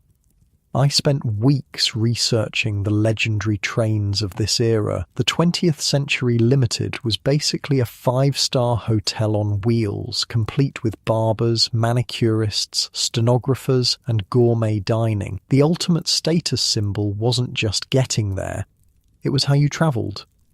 The gentle knock on your compartment door signals your porter, George. "Good morning, sir. We'll be arriving in Chicago in approximately 2 hours. Would you care for coffee while you dress?" George, like all Pullman porters, is black. The Pullman Company is the largest single employer of African Americans in the country. Though the work involves catering to wealthy white travelers' every need for minimal wages, supplemented by tips. Despite these conditions, Pullman jobs remain coveted positions within the limited opportunities available to black workers in 1928. "Coffee would be wonderful, George. Thank you." As George disappears to fetch your coffee, you begin the somewhat complicated process of preparing for the day in a moving train compartment the size of a closet. Your berth converts ingeniously from bed to sitting room, with hidden compartments for wash basin, mirror, and storage. The engineering that went into these spaces reflects America's growing obsession with efficiency and modern design. When George returns with coffee in a heavy white china cup emblazoned with the railroad's logo, you ask him about his work. "Been with Pullman 15 years now, sir," he tells you, efficiently transforming your bed into a daytime sitting arrangement. "This route Chicago to New York and back twice weekly. That's a lot of miles," you observe. George smiles politely. "More than most folks see in a lifetime. Company estimates I've traveled over 1 million miles." And there it is, the new reality of 1928 America. A porter from the south side of Chicago has seen more of the country than most Americans ever will, crossing state lines as routinely as others cross town. The mobility revolution isn't just physical, it's psychological, expanding mental horizons alongside geographical ones. By the time you're dressed and have finished your coffee, dawn breaks across the Ohio farmlands, speeding past your window. You make your way to the dining car for breakfast, walking through swaying corridors that connect the train's various cars: sleepers, lounge car, observation car, and the elegant dining car where white-jacketed waiters serve meals on fine china. The dining car tables are set with fresh flowers, silver service, and linen napkins. The menu offers everything from grapefruit to grilled steaks. You order eggs Benedict and more coffee, settling in to observe your fellow travelers. Two businessmen discuss market prospects across the aisle. A wealthy family with young children occupies another table, the children surprisingly well-behaved in their travelling clothes. A young honeymoon couple sits awkwardly, still adjusting to public couplehood. Together, they represent the upper middle class and wealthy who can afford the 20th century's premium fare. $82.90 one way from New York to Chicago in 1928, equivalent to over $1,300 today. Imagine dropping $1,300 for a single one-way train ticket. That's first-class Pullman service for you. Meanwhile, most Americans traveling the same route would be sitting upright in coach cars for the entire journey at a fraction of the cost. As breakfast concludes, the train begins slowing for its approach to Chicago. Outside the window, the landscape transforms from rural to industrial. Factories, stockyards, and rail yards sprawling across the flat terrain surrounding America's second city. The smell of the famous, or infamous, Chicago stockyards reaches even into the sealed train, a powerful combination of livestock, smoke, and industry that prompts some passengers to discreetly press handkerchiefs to noses. The train pulls into Chicago's LaSalle Street station exactly on schedule at 8:30 a.m., a point of pride for the New York Central Railroad. The 20th Century Limited's reputation rests on its punctuality as much as its luxury. George helps with your luggage, receiving a generous tip that prompts a genuine smile replacing his professional one. Enjoy Chicago, sir. Safe travels onward. You've arranged a busy itinerary in Chicago, interviews with transportation officials about the city's role as America's railroad hub, visits to automotive plants, and most excitingly, a trip to Chicago's new municipal airport. But first, you need to take in the city itself. Stepping outside LaSalle Street Station into downtown Chicago delivers an immediate sensory jolt. The noise hits first, construction everywhere, automobiles honking, elevated trains rumbling overhead, newsboys shouting headlines, street vendors calling their wares. The smell follows, a complex urban bouquet of exhaust fumes, industrial smoke, restaurant kitchens, and humanity packed densely together. Chicago in 1928 pulsates with energy and ambition. New skyscrapers rise seemingly weekly. The Michigan Avenue Bridge, completed just a few years earlier, has transformed the North Side into a development boom. Despite prohibition, speakeasies operate openly, many controlled by Al Capone's organization, currently at the height of its power. You hail a yellow cab, another symbol of America's transportation revolution. Standardized taxi services are relatively new, made possible by affordable automobiles and improved urban roads. Your driver, a talkative Italian immigrant, provides unsolicited commentary on everything from Chicago politics, crooked as they come, to baseball, Cubs looking good this year, as he navigates traffic to your hotel. The Drake Hotel represents Chicago's ambitions for world-class status. 16 stories of luxury overlooking Lake Michigan, its lobby a marble and gilt showcase of prosperity. After checking in and freshening up, you head to your first appointment at the headquarters of the Illinois Highway Commission. The commissioner meets you in an office with large maps covering the walls, the planned highway network spreading across the state like arteries and veins.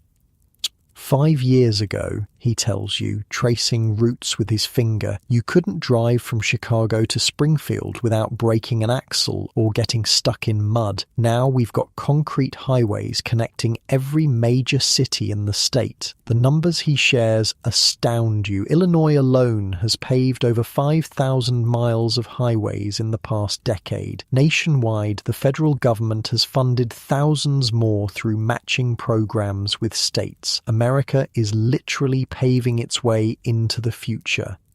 Detroit to Chicago used to be a 3-day drive if weather was good, the commissioner continues. Now it's 6 hours on concrete all the way. This radical compression of time and space changes everything, where people can live, work, shop, and vacation. The psychological map of America is being redrawn around drive times rather than miles. Your next stop proves this point dramatically. Chicago's municipal airport, a dusty field on the city's southwest side that hardly matches its grand name. Yet this primitive facility handles growing passenger traffic between Chicago, Detroit, Cleveland, and other Midwestern cities. The airport manager laughs when you ask about passenger amenities. Amenities? We've got a bench and a telephone. Most folks are just happy to survive the flight. Early commercial aviation was wildly uncomfortable and unreliable. No pressurized cabins meant flying at low altitudes through every bump of turbulence. Planes weren't powerful enough to climb over bad weather, so they flew through it, or more often got grounded by it. Nevertheless, you've arranged passage on a Ford Tri-Motor operated by National Air Transport, a predecessor of United Airlines, departing for Kansas City that afternoon. The fare costs roughly 4 times what a train ticket would, but saves an entire day of travel time. The premium paid for speed. At the airfield, the Ford Tri-Motor sits impressively, its corrugated metal skin gleaming in the afternoon sun. Nicknamed the Tin Goose, it represents the first generation of purpose-built commercial aircraft. With 3 engines for reliability and room for 10 passengers, plus crew, it symbolizes aviation's transition from daredevil stunt to practical transportation. Your fellow passengers are exclusively businessmen whose time is valuable enough to justify the expense, plus one nervous-looking woman travelling to her father's funeral, the urgency overcoming her obvious fear of flying. The pilot, wearing the leather jacket and cap that are still part uniform, part romantic holdover from war flying, greets each passenger personally. Smooth flying today, folks. Little bumpy over the Mississippi, but we'll be in Kansas City by sunset. Inside, the aircraft is Spartan compared to train luxury. Wicker seats line both sides of a narrow cabin. Windows are small, there's no food service, no bathroom, and earplugs are distributed to combat the deafening engine noise that will make conversation impossible. The woman next to you grips her handbag tightly as engines start with an ear-splitting roar. First flight? You shout over the noise. She nods, white-knuckled. My husband says I'm crazy, says these contraptions drop from the sky regularly. She's not entirely wrong. Aviation safety standards are still developing. Crashes remain common enough that each safe landing feels somewhat miraculous. The takeoff is stomach-lurching, the plane bouncing along the grass airfield before reluctantly surrendering to flight. As Chicago recedes below, replaced by a patchwork quilt of farms and small towns, your seatmate gradually relaxes her death grip on her handbag. The flight is everything the pilot promised, generally smooth with stomach-dropping bumps over the Mississippi River Valley. Without cabin pressurization, you fly low enough to clearly see details of the landscape, cars moving along highways, trains snaking across plains, river barges hauling goods along waterways. The layered transportation network of 1928 America spreads beneath you like a living map. 3.5 hours later, compared to an overnight train journey, you land at Kansas City's airfield, another converted farm on the city's outskirts. Your seatmate sighs with relief, crossing herself before disembarking on visibly shaky legs. Next time, I'm taking the train, she declares. Slower, but the ground stays where God intended it. Kansas City serves as your gateway to experience another transportation revolution, the emerging culture of automobile tourism. You rent a Chevrolet touring car from Hertz, already establishing a national network of rental locations, and prepare for the next leg of your journey, driving west along the newly designated Route 66. The guy at the Hertz counter hands you the keys and goes, "Just had her serviced yesterday. Should make it to at least Tulsa before something falls off." And he's only half joking. Cars in 1928 required maintenance every few hundred miles. Long-distance driving meant being part mechanic or knowing where to find one fast. Before leaving Kansas City the next morning, you visit a store that didn't exist a decade earlier, an outfitter specializing in automobile tourism equipment. They sell specialized luggage designed to strap onto running boards, folding chairs and tables for roadside picnics. canvas water bags to hang from the radiator cap, evaporation keeps the water cool, and detailed road maps published by oil companies as marketing tools.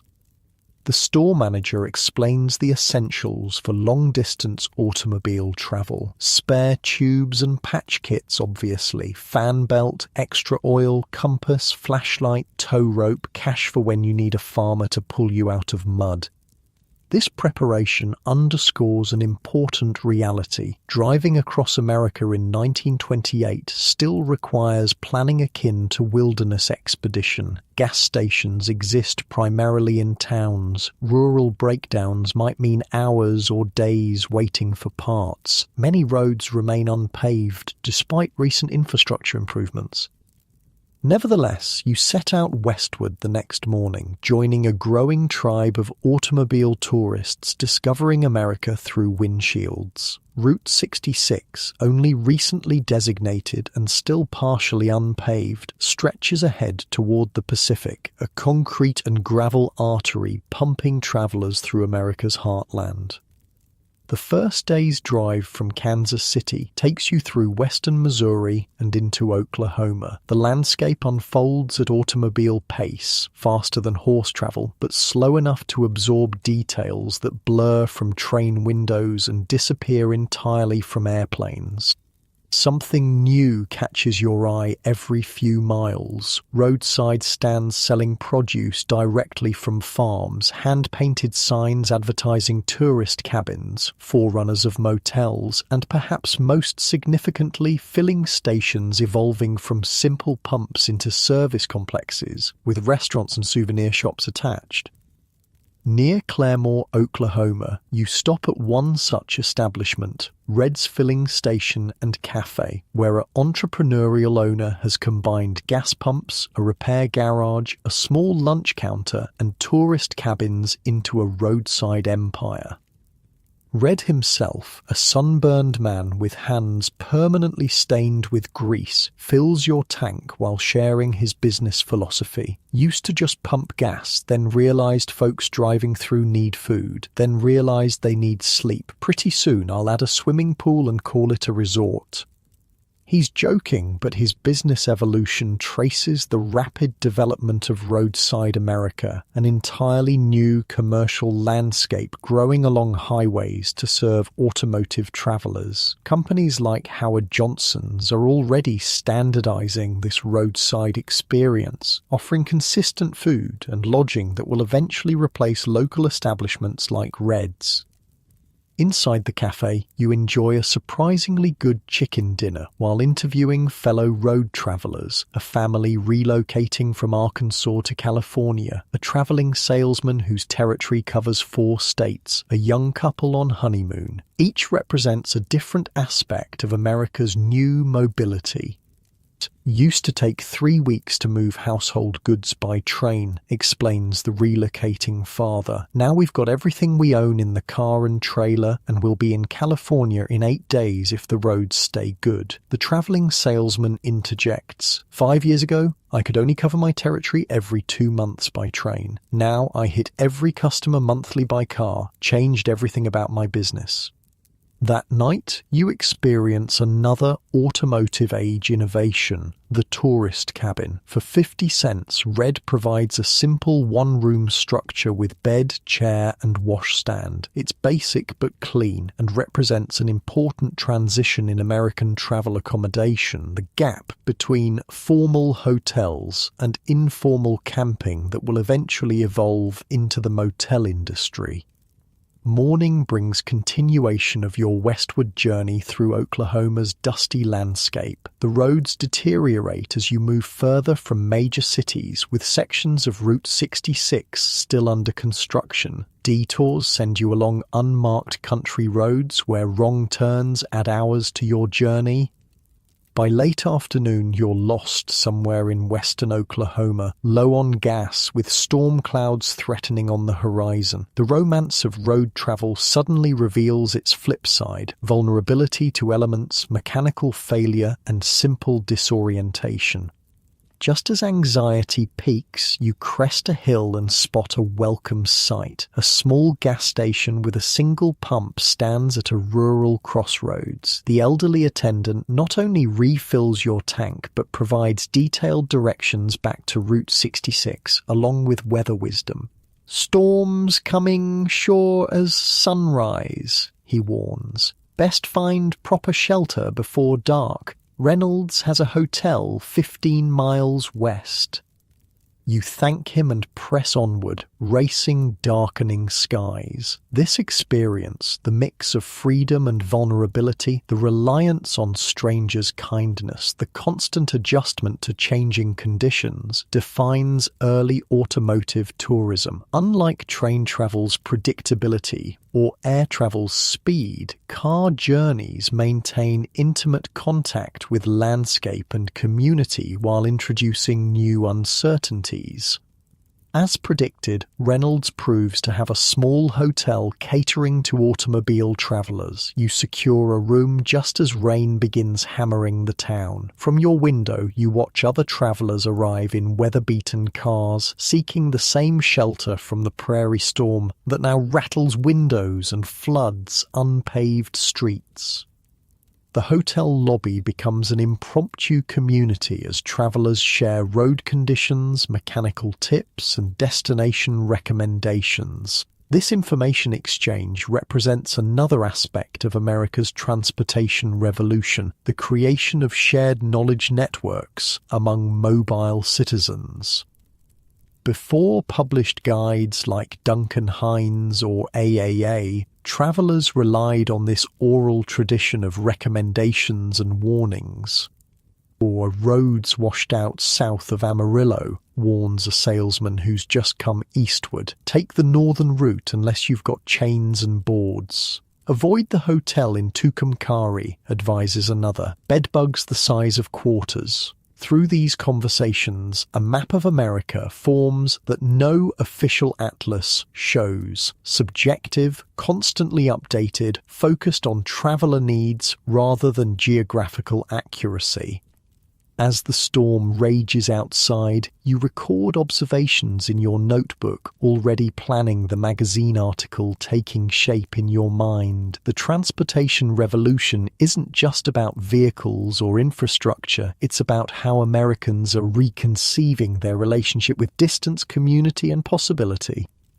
Tomorrow you'll continue westward, eventually reaching California, where the final leg of your journey awaits, a coastal steamship back to New York via the Panama Canal. But tonight, listening to rain on the roof and fellow travelers' voices in the lobby below, you realize you're witnessing America literally in motion, a nation transforming itself through sheer mobility.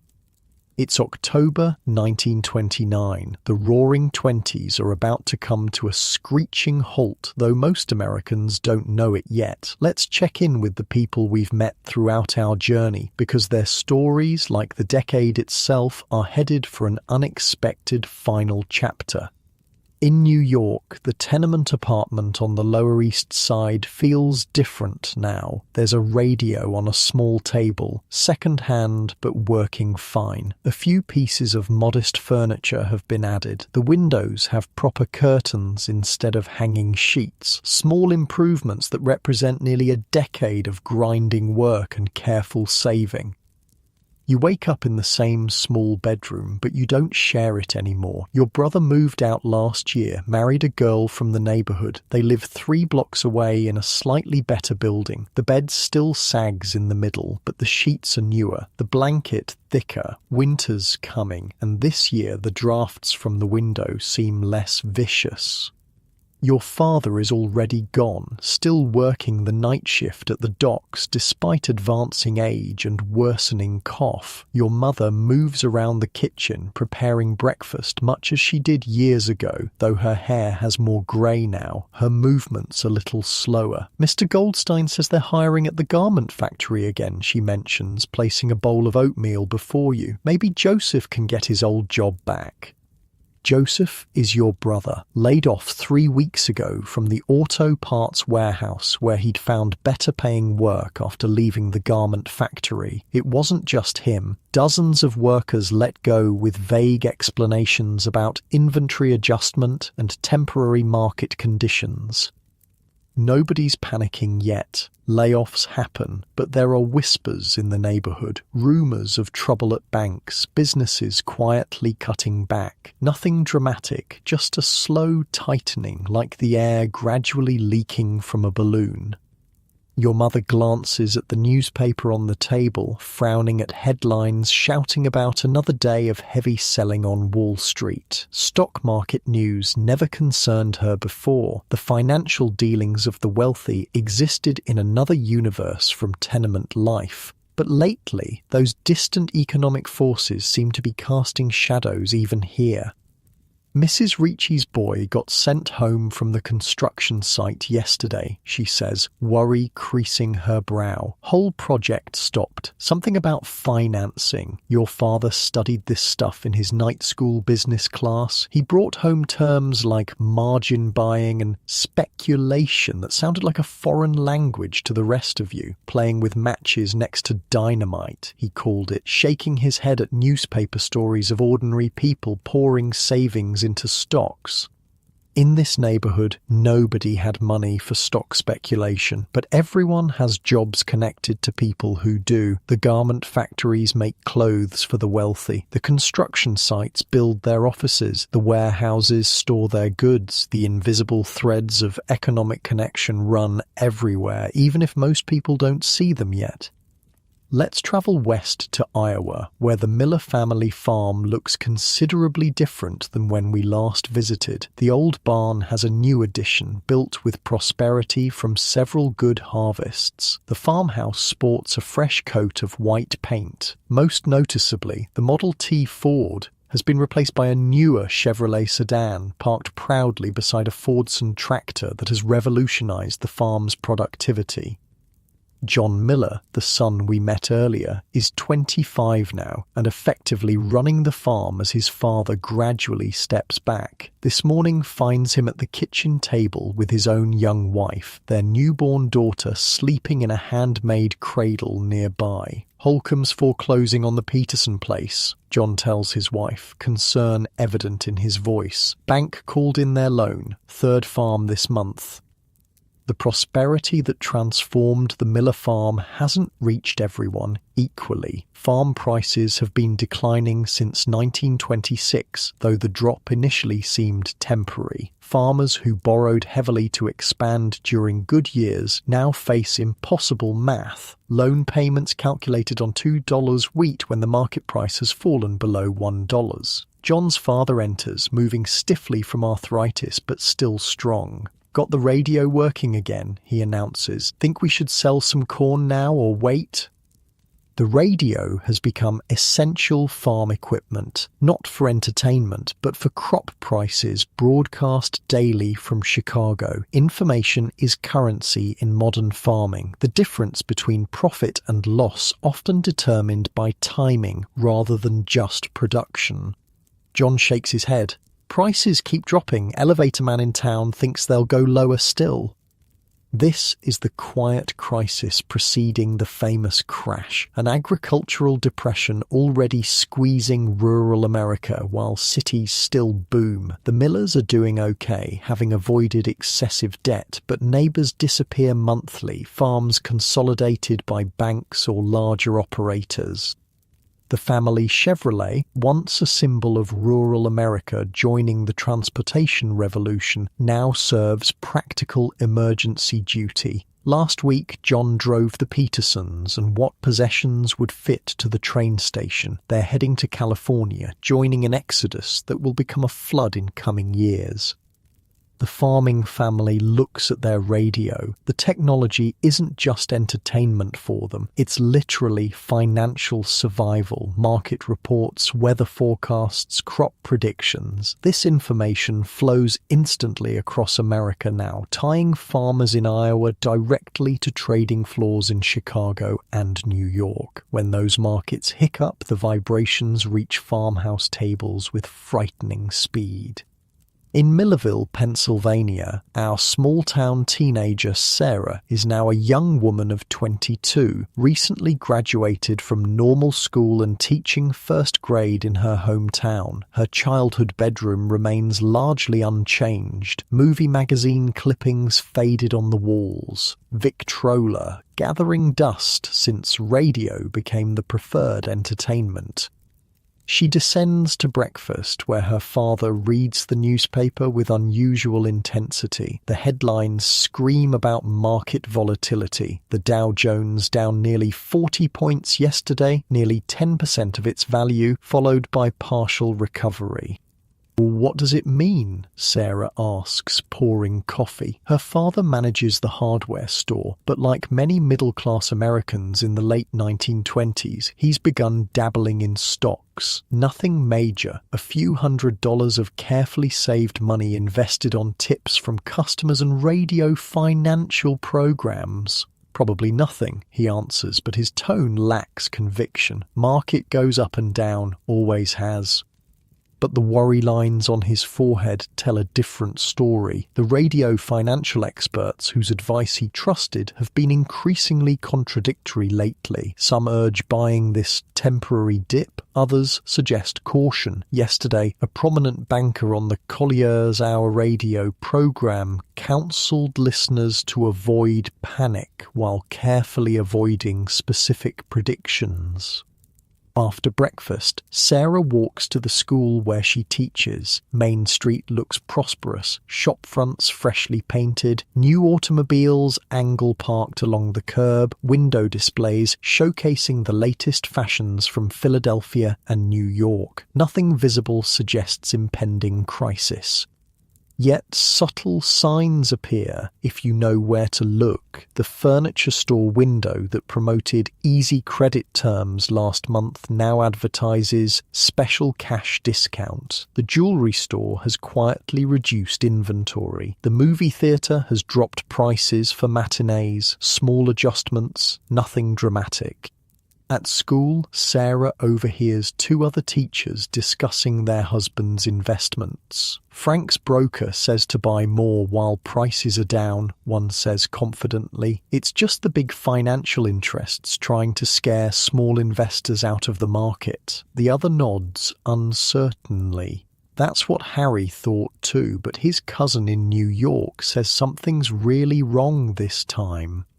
These conversations repeat across America that October, uncertainty masked with bravado, financial experts contradicting each other, ordinary Americans trying to decipher complex market movements with limited information. The interconnected media landscape that spread jazz, movies, and radio serials now transmits financial anxiety with equal efficiency.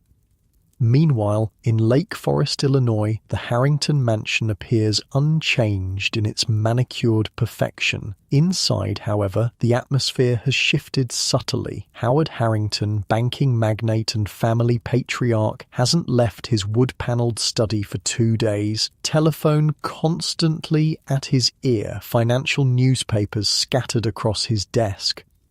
His daughter Catherine, now 22 and recently married to Robert Abbott of the railroad fortune, visits with concern. The household staff move quietly, sensing tension without understanding its source. The family's 18 domestic employees continue polishing silver and preparing elaborate meals while their employer faces financial demons. "Father?"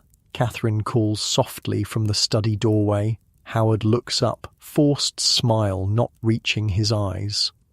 Just business matters, dear. Nothing to worry about. But there is plenty to worry about in Howard Harrington's world. The financial system he's navigated so confidently for decades suddenly seems built on sand. Colleagues whose judgment he trusted have made increasingly desperate moves in recent weeks. Margin calls, demands for cash to cover investment loans, have wiped out several fellow members of the Chicago Club.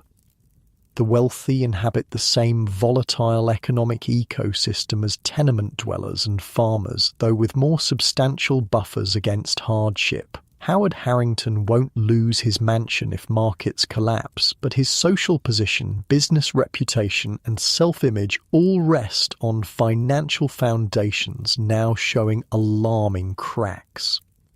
Later that evening, Catherine and her husband Robert attend a charity gala at Chicago's Palmer House Hotel. Outwardly, nothing has changed in this world of privilege. Women drip with jewels, champagne flows despite prohibition, an orchestra plays fashionable dance music. Yet the conversation has shifted. Between practiced smiles, men exchange worried updates on specific stocks and companies. Women who normally discuss social matters now reference investments and bank stability. Information and reassurance have become the most precious commodities in wealthy circles. Harrison liquidated everything yesterday, Robert tells a colleague quietly over brandies, moved it all to government bonds. Panic thinking, the colleague scoffs, but his eyes dart nervously around the opulent ballroom. Markets fundamentally sound. These ritual reassurances echo through the upper class that October, desperate affirmations of prosperity, while financial instruments constructed on speculation and debt begin their inevitable collapse. As Catherine moves through the glittering crowd, she overhears fragments of similar conversations everywhere. The wife of a prominent manufacturer mentions their cancelled winter trip to France. A banking associate of her father declines champagne, whispering something about conserving resources, small signals of retrenchment amid ongoing displays of wealth. And what about our journalist, last seen travelling Route 66 westward to document America's transportation revolution? He's back in New York now, sitting in the offices of Collier's magazine, arguing with his editor about the article he's submitted. It's too pessimistic, the editor insists. Manuscript pages marked heavily with red pencil. Readers want optimism about America's future, not warnings about financial instability.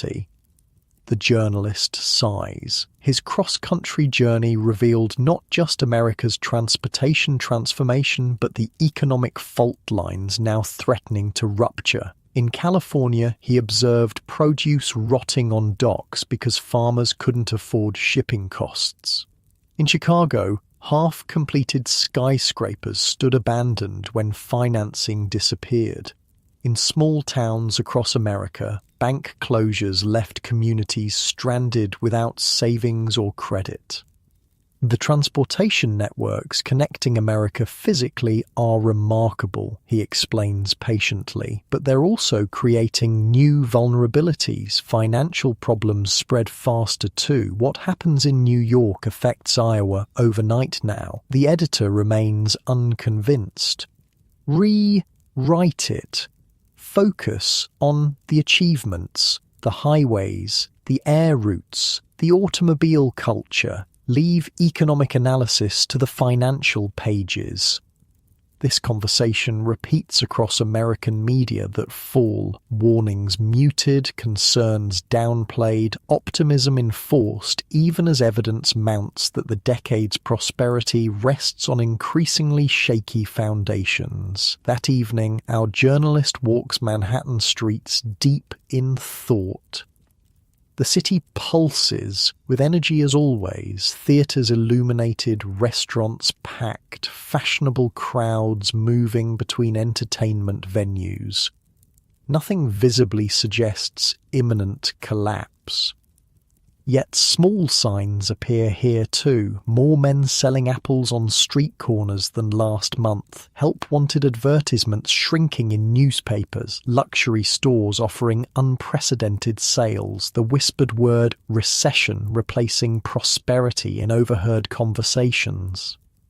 The journalist stops at a newsstand where tomorrow's papers already headline the day's market activity. Prices steady after recovery, bankers optimistic. The reassuring headline masks the day's extreme volatility and growing panic among financial insiders.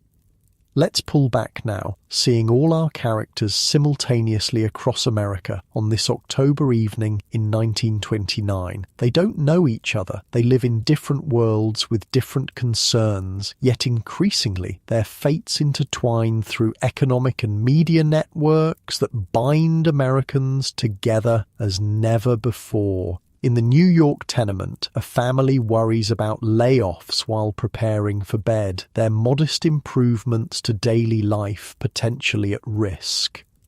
On the Iowa farm, a young farmer calculates and recalculates numbers that refuse to balance, wondering how long they can hold out if prices continue falling. In small-town Pennsylvania, a schoolteacher helps her father track his modest investments by radio reports, both trying to decipher contradictory expert advice. In a Chicago mansion, a banker stares sleeplessly at financial papers, calculating potential losses that would have seemed impossible months earlier. And in a Manhattan apartment, a journalist rewrites his article to satisfy editorial demands for optimism, even as his observations suggest caution. None of them know exactly what's coming. Even financial experts don't predict the full magnitude of the crash that will begin October 24th, 1929, just days away, or the Great Depression that will follow. But they sense shifts and adjustments, the subtle tightening of economic conditions that precedes visible crisis. What makes this historical moment poignant isn't just impending financial disaster, but how the decade's transformations create both new connections and new vulnerabilities. The same technologies bringing Americans together, automobiles, radio, mass media, modern banking, will also transmit economic disaster with unprecedented speed and scope. The 1920s fundamentally rewired America, physically through transportation networks, culturally through mass media, economically through consumer credit and financial speculation, socially through changing norms and expectations. This rewiring created the modern nation, recognizable in its broad outlines despite nearly a century of subsequent change. When the stock market crashes just days after our story ends, these connections will ensure no community remains untouched. The tenement worker, the Iowa farmer, the small-town teacher, the Chicago banker, and countless others will find themselves participating in shared national experience unlike anything previous generations knew. Not prosperity this time, but its opposite. Yet the fundamental transformations of the Roaring Twenties will endure even through economic disaster. Americans who learned to expect mechanical refrigeration won't return to iceboxes. Families introduced to radio entertainment won't abandon it for silence. Communities connected by highways and automobiles won't revert to isolation. The expectations of modernity, once established, prove difficult to surrender. So, as you drift towards sleep in your comfortable bed, consider how those Americans of 1929 shaped the world you inhabit. Their automobiles evolved into your fuel-injected, computer-controlled vehicles. Their crackling radios became your streaming services. Their tenuous airplane routes grew into the global aviation network. Their department stores transformed into today's online retailers. The technologies change, but the human desires remain consistent for connection, for convenience, for entertainment, for mobility, for better lives than previous generations knew. The Roaring Twenties accelerated and democratized these possibilities, making previously elite experiences accessible to millions. As sleep approaches, perhaps reflect on how your own daily life would astonish those Americans of 1929, even as their experiences laid foundations for the world you take for granted. The threads connecting past to present remain unbroken, though sometimes invisible, weaving through time to create the social fabric we all inhabit together.